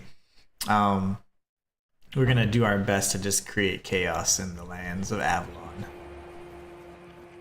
And this file. At least where it's, you know, where it's fitting, right? I guess technically I could have just warped. I don't know why I'm doing this. Who walks anymore? Just wait until fast travel points are real. Man, we're in trouble. We are in trouble. Let's see. Marcus says, Googled lost pet. A lot of comments say he respawned at Maggot's hut or Sine's warehouse. That's in, I think that's in Kuanok. Like, I haven't even met those names. I know they're familiar, but only because of like certain quests associated with them, but I have not completed those quests, and I'm not even in Kuanok yet. So I wonder if he just respawns there as like a failsafe. Because I don't even know where that's at on my main file. I have no clue. That is very helpful though. You can usually see his icon. And you know, the funny thing is, I know I wouldn't have left him behind because So he must have just, yeah, like you said, he got lost, and he's probably going to spawn in that area. I get that. I guess that's a failsafe.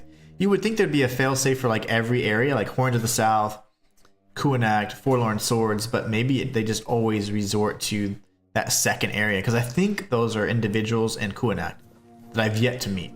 Not good. Very not good. Uh-oh. Brock, you betrayed the queen. You must die. She's dragged you into that scheme. And I thought you had more sense. Know this, though. I won't surrender without a fight. Well, come on, big boy. Let's see how tough you are. Oh, I missed. Put some pants on, too. Where'd he go? We can get a second set of his garb and a wooden club. And then now we just go back to the queen and be like, hey, I killed him. And we get an awesome reward for doing this, by the way. I was so excited to see the reward whenever I slayed Brock. Brock was crazy, and I decided to kill him more so to get him out, pretty much to free him from his misery, 1. And then 2, he was a little whiny butt, and his shop sucked. So that is pretty much the cause of his death. Obviously not found those places yet. Yeah, I haven't found them. Those are definitely going to be in Kuanacht, though, if I'm not mistaken. And I've only explored the southwestern part of Kuanacht and all those quests in that area. I haven't even gone to the main area yet. The hive awaits. Like the keep, the equivalent of the keep. Brock is dead, my queen. So, the little stray who fled has been silenced. How pleasing. Nice. He thought himself free. A fool. There is no freedom beyond the hive. There is only loneliness. Yeah, she's awesome. I think she looks great. We're gonna definitely like wreak havoc across this land, though, for sure. But the hive's work is not yet complete.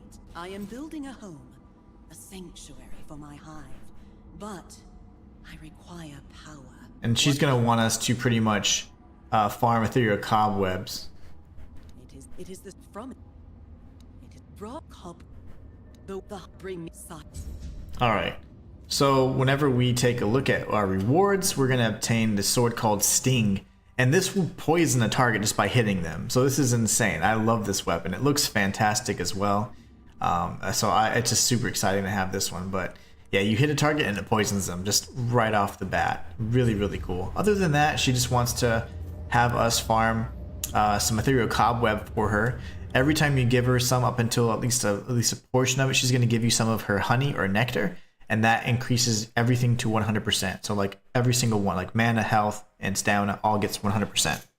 So it's a pretty unique and strong and powerful potion you can have. She only gives you a handful though, so again, it's just more so for the collectors out there. All right, so now aside from that, we're going to go over to Roscree.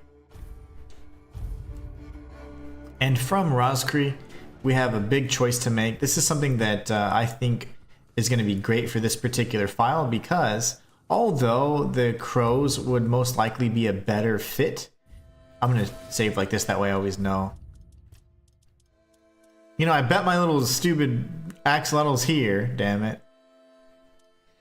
It's fine. It's fine. He's gone. They need to have like a recall pet function, things like that. There's a few things that I'm going to email them, because I have, they sent me the packet, like the PR package, 7 days before launch and all that stuff, and they had been emailing me, so I'm going to send them an email. I'll comprehensively email all the bugs I know, and then some fixes that I suggest, and then I don't know if they might do it or they might fall on deaf ears, who knows. But they're really cool, so I'm pretty sure they'll be somewhat receptive. But here at Roscree on this map, this is an area that you're going to be making a choice. We can either decide to side with the Crows of Morgan and hand over Vidar, or Vidar will be the one that we kind of side with. So what we need to do before all of this is actually find his butt, and he's around here somewhere. So let's go ahead and find him and free him from captivity, because he's been captured. But let's go and search really quickly. I'm going to be honest, I always forget his exact location. And I just stumbled across it one day on my my off-stream profile, and I was like, oh, this is unique. And I was really torn between the decision that I had to make, but I ended up siding with the crows at the time because I was like, you know, if they're telling the truth, which they have no reason not to, it seemed like he was kind of selling out his own folks and picking and choosing justice based off his own perspective. Like it was purely his own ideals and everything that was driving his decisions, not that it was like some blanket source of justice. Like he's like, yeah, it's kind of neutral. No, he seemed to be a little opportunistic in that regard. So here we're gonna be finding the individual named Vidar, but let's take out this guy. Look at that hair, look at that beautiful mane. Oh, he's dead. Oh, you're good, real good. Okay, I don't know why my weird deer stew is the very first option I have. I don't necessarily want to burn through that. Iframes. Dead. Yeah, I don't necessarily want to use my weird deer stew first. Let's go with cabbage rolls. And then let's loot all these beautiful people here. The broad axe. Huh. Where's the dude with the locks of hair? Ah, there he is. Sting. I wonder if that was their nod to Lord of the Rings, you know, since that's the name of Frodo's sword. Really? I was thinking it was, if it was like a baseball bat, that would have been a reference to the wrestler. That would have been even cooler. That's interesting, Matthias. I didn't know that. I haven't read the books, one. And aside from like the original trilogy, that's all I've seen. I have not watched like the whole Hobbit part of things. I started them and then I always fall asleep because it's usually like 1 or 2 in the morning when I'm like, yeah, let me watch a new 3-hour-long movie. And then I fall asleep promptly. But it's not because the movies are boring. I just fall asleep because I'm exhausted by then. Key to the cage. Okay, so here we have a choice. We're gonna go ahead and chat with this guy. And then I'll play through the dialogue. I picked up canine meat. Ugh. I did it again. Gross. Oh, balls. Okay. There. Alright, ready, go. Marcus just didn't get a chance to see the hair. You bonked him too quick. He had like this lovely mane, you know? It's too funny. So we're going to go ahead and use the key to the cage, and we're going to free Vidar. We're going to side with him this go around. I suggest we leave quickly. You may have attracted some attention with your actions. And here's what I want to mention. So I'm going to show you guys again on the map where we located Vidar.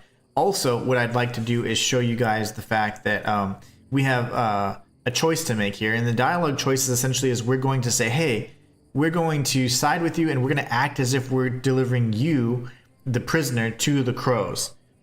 And then we'll ambush them from there. At that point, you have a choice and you can either continue along with that plan or you can side with the crows after you've been given the rest of the information about kind of the truth of his nature and what he's actually doing. So we're going to say, who are you? Vidar, the Pict. I'd add at your service, but we both know that's not how this works. Not here, not now, not yet. Why did they imprison you? I know the weirdness. And in these times, such knowledge is worth more than gold.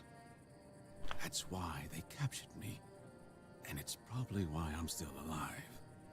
I overheard them say they're going to hand me over to some crow. Let's see. Marcus says, actually, my house is called the Shire. I have 2 big shed-out houses in the grounds called Hobbit 1 and Hobbit 2. Love Lord of the Rings. Nice. That is so cool.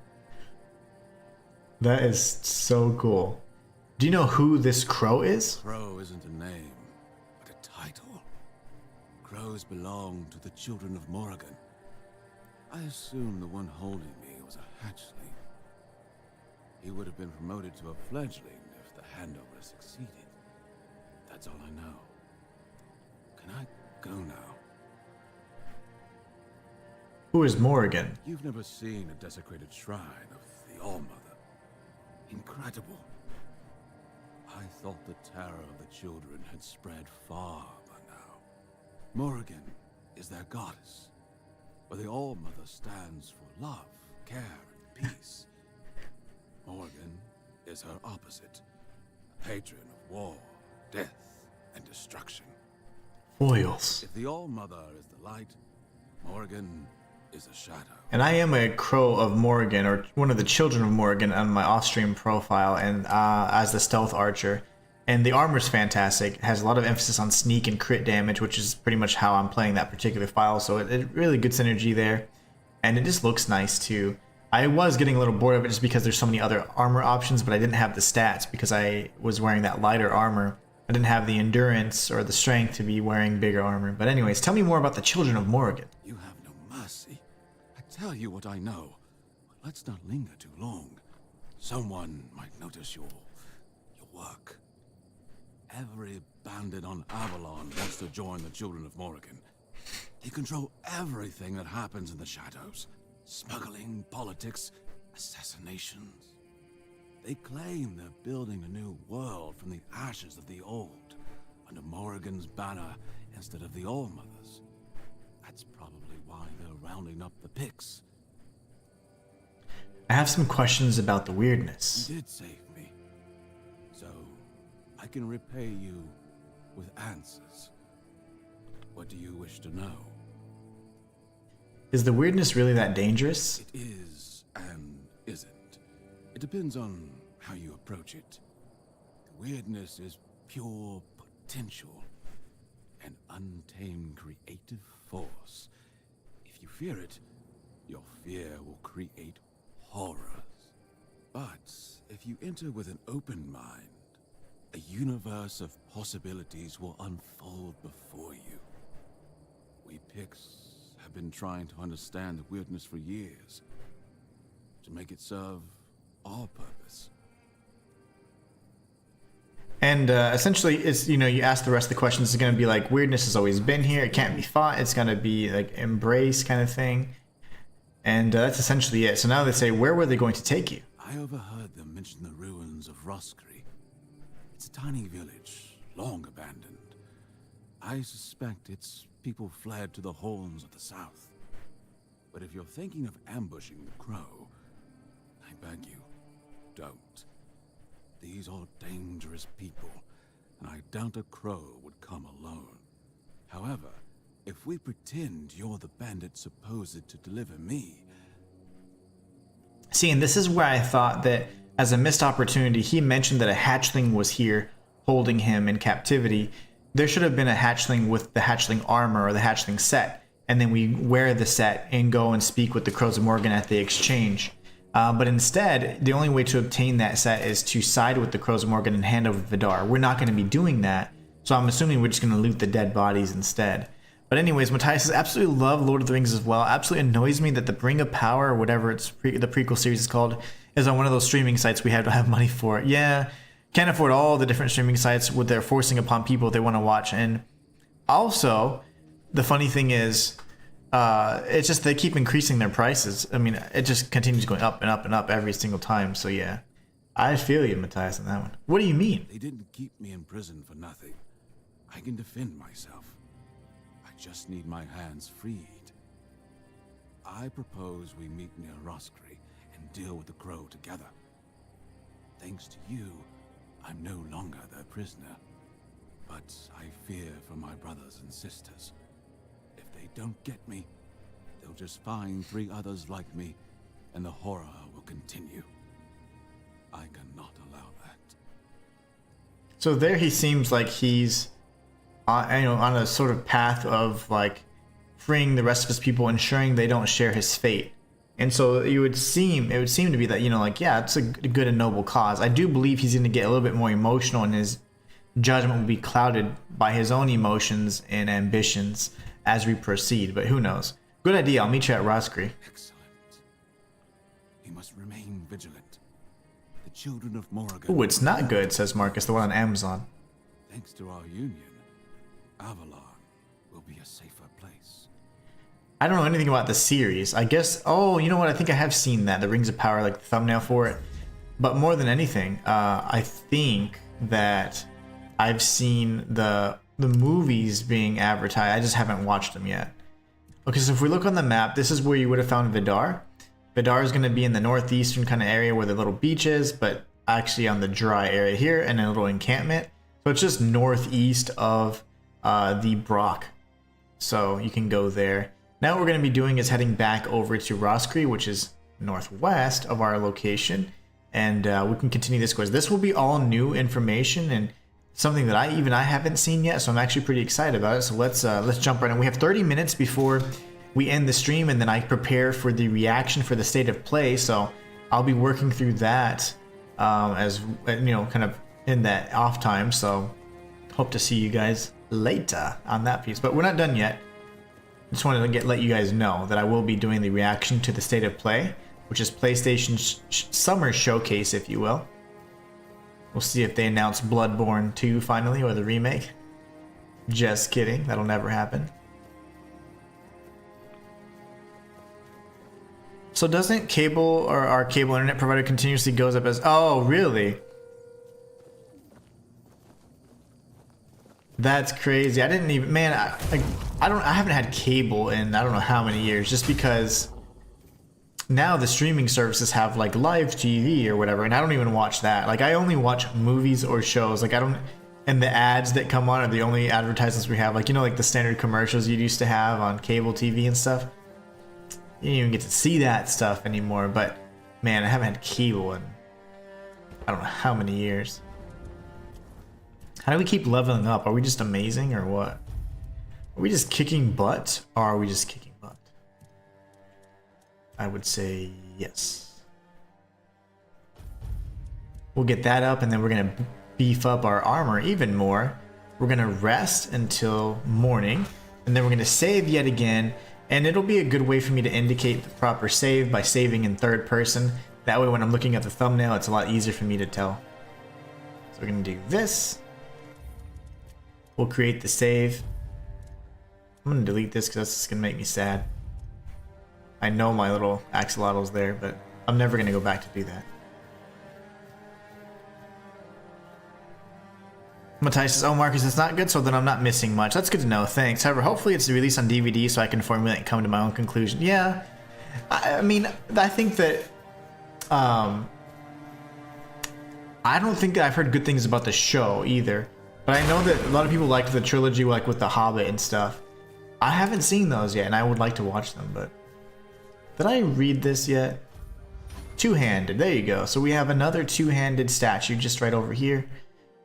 Again, this is just north of the Roscree teleportation point. And then we have Vidar.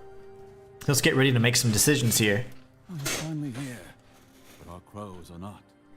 I don't know what could have gone wrong. Maybe I misheard. Maybe I mixed up the names of the villagers. Oh no. Ooh. They're here, aren't they? Yes. And Self comes out. Self's pretty cool.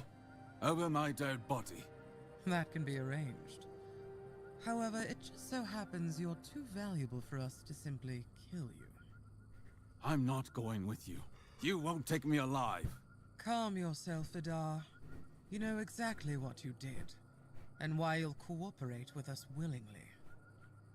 Well done, Hatchling, for bringing Vidar to us. Your efforts will not go unnoticed. What's going on here? Exactly what it looks like. We're taking Vidar. He's far too valuable to simply let him die. I'd advise against interfering. Actually, I'm with Vidar. We came here to take you down. Oh? Perhaps you'd like to learn just who you're risking your neck for. Vidar probably spun you some tale of being a harmless Pict, a scholar of the weirdness, captured by cruel bandits? Sounds familiar. Yes, so what? So Vidar's a scourge to his own people. He's been hunting his own kin for years. He's the one driving the Picts from the region.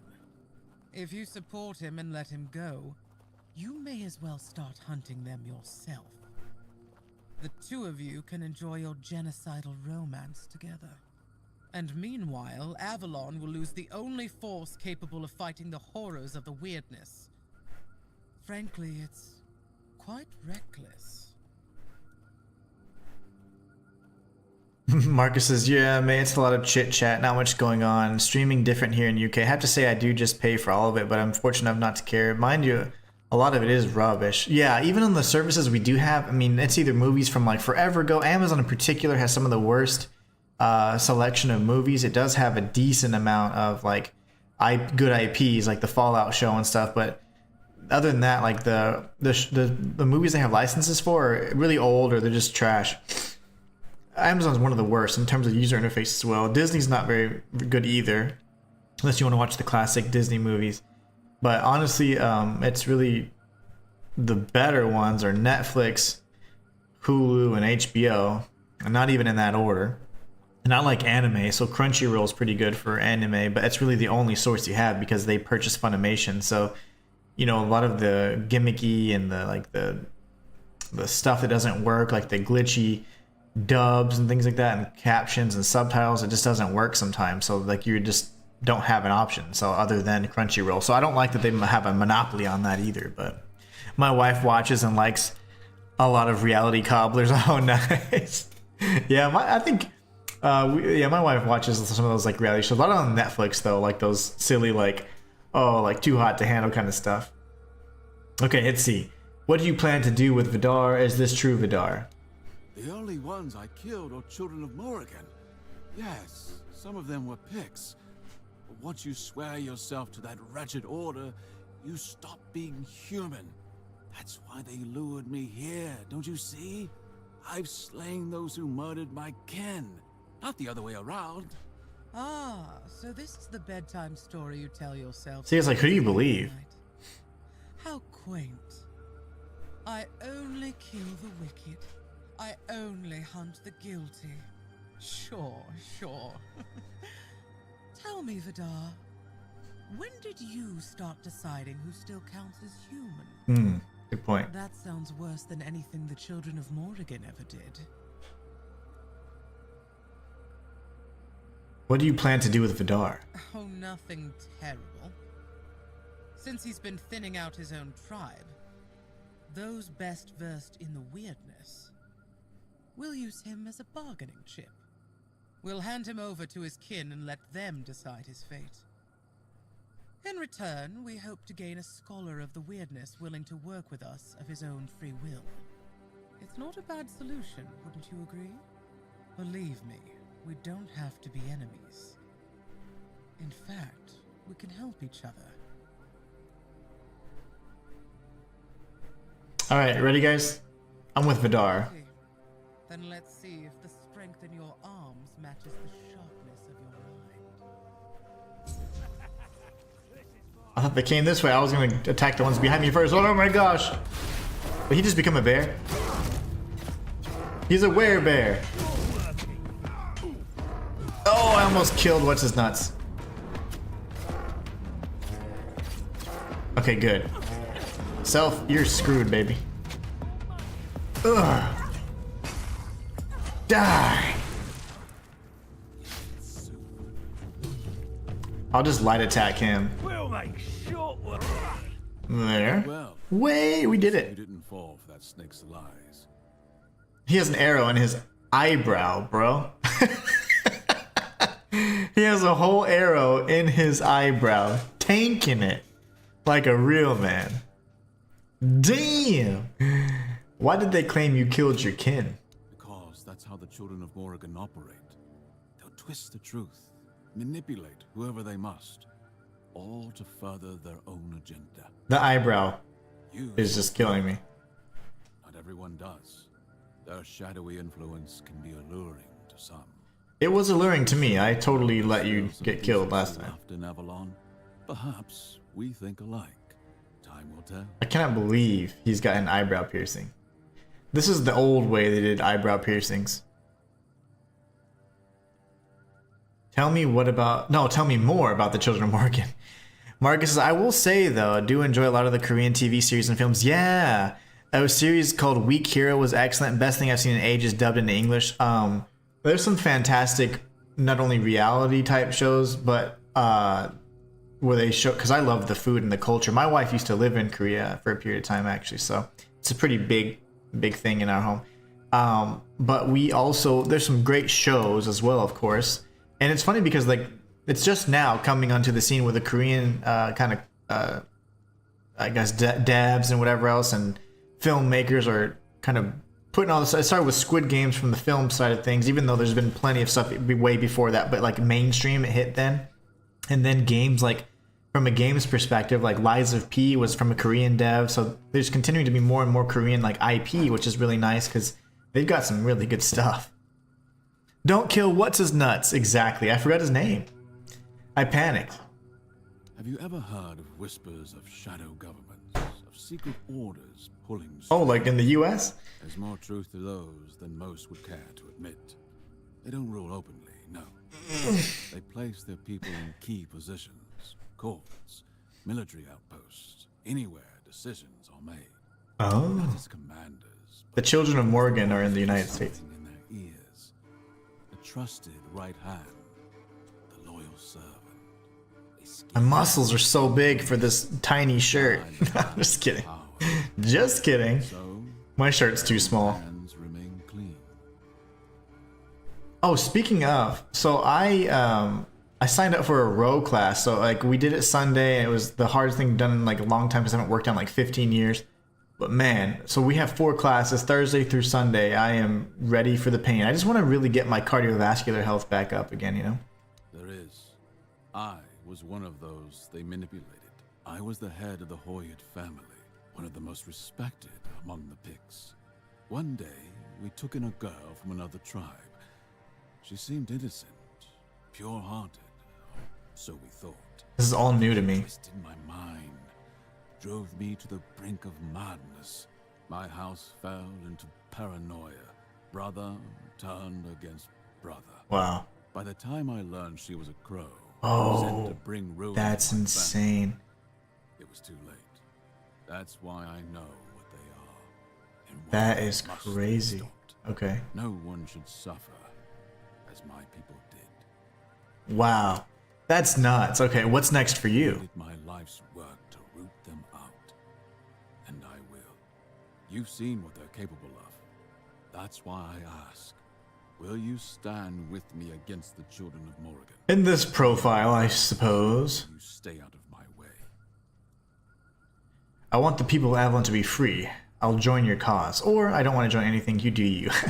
You do you. Medieval hipster talk is a medieval millennial. You do you, bro. A wise choice. I have a lead on another crow spawn. Take him down, and we'll be one step closer. Sweet. This is gonna be a great quest line. I'll keep hunting. Their reach is further than we can see, but mark my words, we'll root them out, no matter where they hide. Where can I find the next member? Look for Rolf, a keeper of the South. Paranoid, erratic, always seeing plots. I know who he is. The bearded man. He might not be wrong. I overheard something. Whispers that his brother once served as a fledgling among the Children of Morgan. That alone would make him a target for recruitment. Okay. And knowing them, they wouldn't ask twice. This is so interesting to see the other side of it. Marcus says, Susanna asks, do you have tattoos or piercings? You know, actually, I do not. Something of a purist myself. Like when I was a lot younger, like I took health and like I wanted to like take my body to like the limits, you know, and I was really big on like pushing the limits and all that stuff. That's really largely why that my name is the Inhuman one. It's not in the sense like inhumane, not in that regard, or not in like subhuman kind of way, but more so like pushing beyond the limits of just mere humanity, you know? So it's always been kind of like a theme in my life since I was very, very young. And so you know how they say, oh man, this person has inhuman speed or inhuman strength, that kind of thing. That's what I strove to do. And so I would always, like, I took that stuff very, very seriously.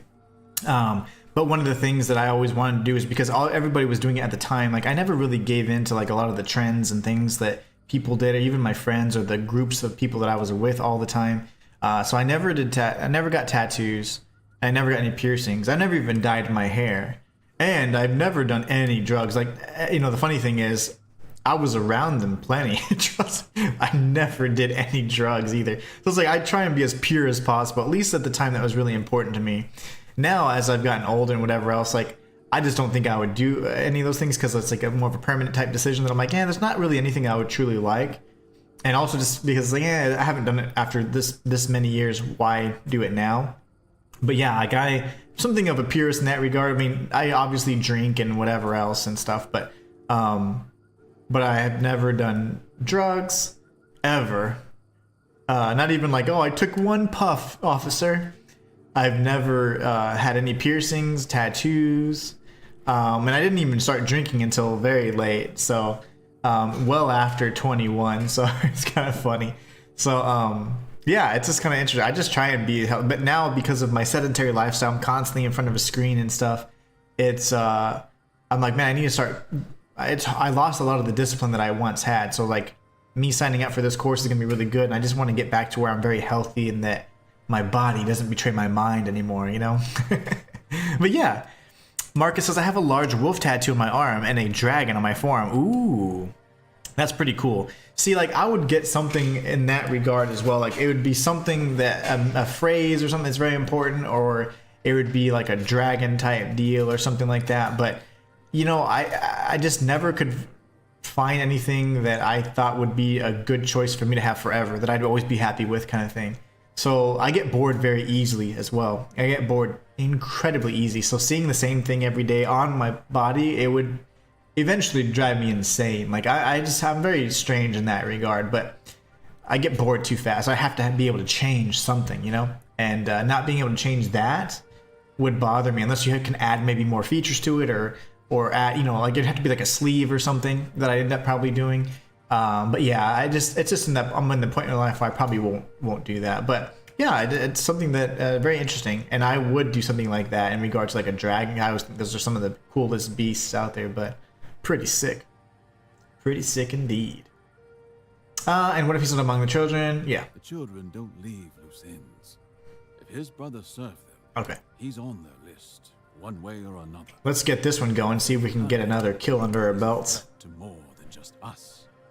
Keeper swayed by the children of Morrigan is a danger for both the Horns of the South and Camelot.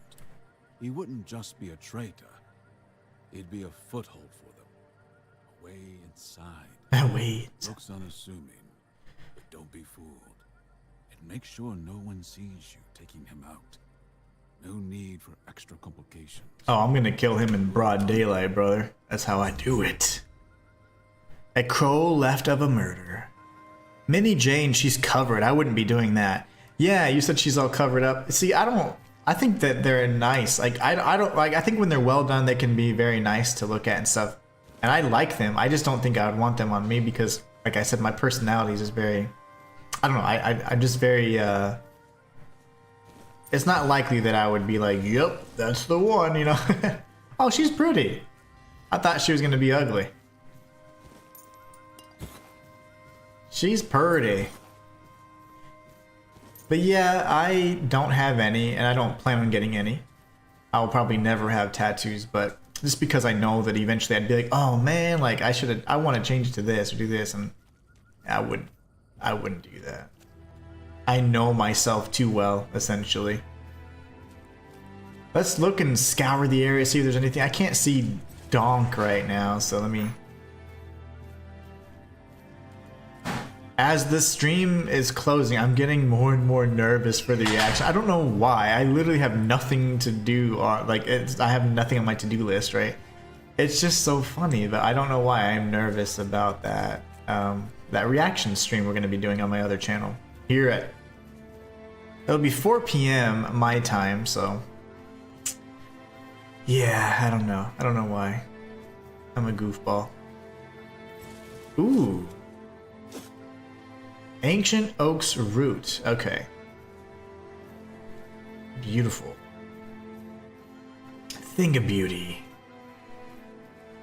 Gotta be thorough in this game, man. There's so many goodies. I want to be just as comfortable with Kunacht and the Forlorn Swords. But I don't know. I mean, we're probably going to outpace myself and get to Kunacht on this file before long. But I will do my best to beat the game off stream as quickly as I can, as thoroughly as I can, so we can have some sort of guide of how to proceed and move forward with the builds we're working on. All right, let's go back to... Oh, no. I was very healthy, Marcus. I'm not very healthy now. I'm not very healthy at all now. In fact, like I've had a lot of health issues in the past because of my lifestyle and because of my sedentary, like I don't move around enough, you know, so my diet and everything's been terrible. So I've been motivated to try and get back to that, but because I lack the discipline, it was hard for me to stick with any training regimens, because I used to train very, very seriously. Like I could do things that were, you know, very, like pretty much I pushed my body to the limits. And now I just don't have that discipline, you know? And so I eat bad and I drink, I don't think drinking is bad in moderation, but, you know, you have a few drinks or whatever. And so it's like, I just kind of a normal guy now, you know, dad bod and everything. So it's like totally not in shape anymore, but I want to get back to that point. And I think the biggest thing is just starting the routine, creating the habit and routine of working out. That'll help me with my cardiovascular health. Then I'll start changing my diet even more along the way. And then that'll just allow me to then use my body the way I've always been accustomed to using it, you know, that I haven't been able to in so many years because I've been so unhealthy. But yeah, don't put your popcorn away. Popcorn's fine. You're good. We need to have a quick word, Rolf. Dewey. Funny. I was just thinking how people keep showing up uninvited. Or maybe that's just a coincidence, right? There are no coincidences. Wait, what? Who told you that? Even if they did approach me, it's none of your business. I can take care of myself. Rolf, I will pluck out your beard one hair at a time. Enough games. Talk now. You don't waste words, do you? Fine, but watch your tone. Yes, you're right. The children of Morrigan did approach me. And that got me thinking. I've always known we weren't the ones pulling the strings. I used to fear that. People called me paranoid. But now, knowing they exist. The jokes and the doubters. I was right all along. We are ruled from the shadows. Just like in real life. The only logical thing to do is join them. And since I just confided in you... Oh, gosh. You do realize... Are we gonna fight in the middle of town? Right. Are you joshing me? Why would he do this?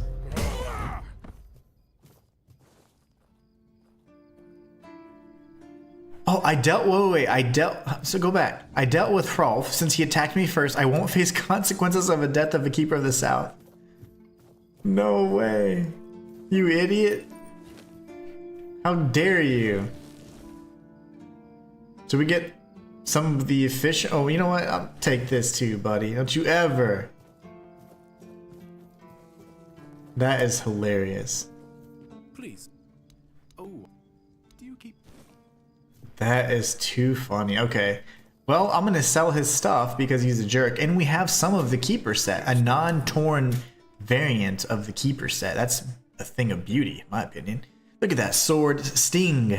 So this is potentially a reference to the Frodo sword is what you said, right, Matthias? Collateral blade. Applies a strong poison buildup, but half of it is applied to you as well. That's insane. I don't know if I like that.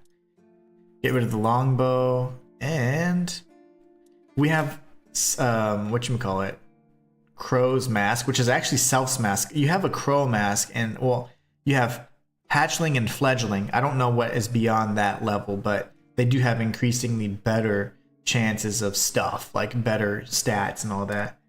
So that's interesting. Crow mask increases melee crit chance. That's cool. Melee crit chance. That's just melee crit chance all day. So the Crow breaches really are, as some would say, as the kids say, kind of mid. It's just crit chance. I mean, you get 2, 5, 6, 11, 15. 15% crit chance. That's huge, but there are other pieces that you can pretty much get. Like I have like 50 or I don't know, it's like 40 or 50% crit chance like on a range and stuff like that. So like I'm getting a crit shot and it's sneak damage, so it's 500% damage. So, you know, whatever.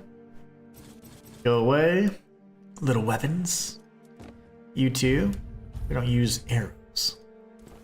So the thing is, I would need what for this? 8 endurance. You know, I think I'm going to put this away and wear this because that's cool. Keeper's armor, why not?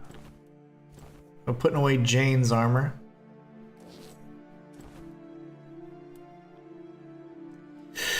Ooh, okay, fine.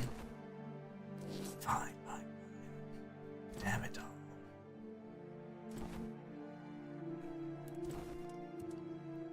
Ancient Oak's Root, that's health regen. I didn't even know health regenerated. I mean, what? How has this game got so much stuff going with it I don't even know about yet? I've been playing this for 60 hours and I'm still learning stuff. Love it. Love games like this. Okay, so now we're gonna go into our inventory. Oh, look at my little pants. Can almost see my nards. Is that nard hair? Oh no, that's my claw. I was like, oh my gosh. Let's cover those bad boys up. I could have sworn you could see my nards. Look, that literally looks like me. Look at this. This is exactly what I look like. I did not pick blue eyes, by the way. I did not. I picked red eyes. That's so weird. Okay. That is weird, guys. I didn't pick that. Let's see what else we can put away for now. Okay, I did everything I needed to do. Lovely. Okay, we're good. I miss my little alien creature. But no tattoos or piercings for me. Most of my family, like a lot of them have some sort of markings. Like tattoos, piercings, whatever. I do not. Okay, we have 3 minutes. Damn it. Okay, I think this is then a good point to probably call it because I do need to prepare for the other stream and I need to eat. I'm starving. I have not eaten yet, so I need to eat before that happens. Whoa, that made me dizzy. Look how awesome we look. We look kind of weird, actually. It's fine. Because that mask is semi-feminine, and it was Self's mask, which was a female, so I mean, it's kind of feminine. We might change it out. I like to look manly. A man's man. Oh, stretch. Matthias says, wait, what was the question? My apologies. The cutscene was playing in Blades of Fire, so I didn't exactly hear your question. Oh, it was Sting is the name of Frodo's sword. Yep, that was it. That's interesting, and I said that was cool because it's a reference. Marcus says, I'm rocking the dual knight armor from your previous streams. Looks good. Good stats. A bit heavy, but have reduced weight a little. Yes. Don't want to see... Yeah, I think my nards were just hanging out, but it's not. I actually thought it was, but it wasn't. I was going to say, wow, I didn't know they could put that in video games. Marcus, I'll see you Friday, bro. Love you. Hey, the love is reciprocated, my friends. I hope you guys have a great rest of your day. I will be stopping the stream here, and then we're going to be doing the reaction to the state of play for PlayStation. It's their 2025 kind of summer fest, if you will, their showcase. So we'll be jumping into that. I'm going to eat first, take a little break, adjust some volume settings on the actual, you know, the video that we're recording or that we'll be reacting to. And aside from that, guys, I hope you guys have a great rest of your day. Marcus, I will see you on Friday. Matthias, everybody that stopped by today, Martin, Clark as well. Thank y'all so much for the support. Thank you for choosing to be here, although you could be anywhere else. So I thank y'all so much. Again, it's always a blast to have you guys here. It makes the stream so much more enjoyable. So thank y'all so much for being the best part of my channel.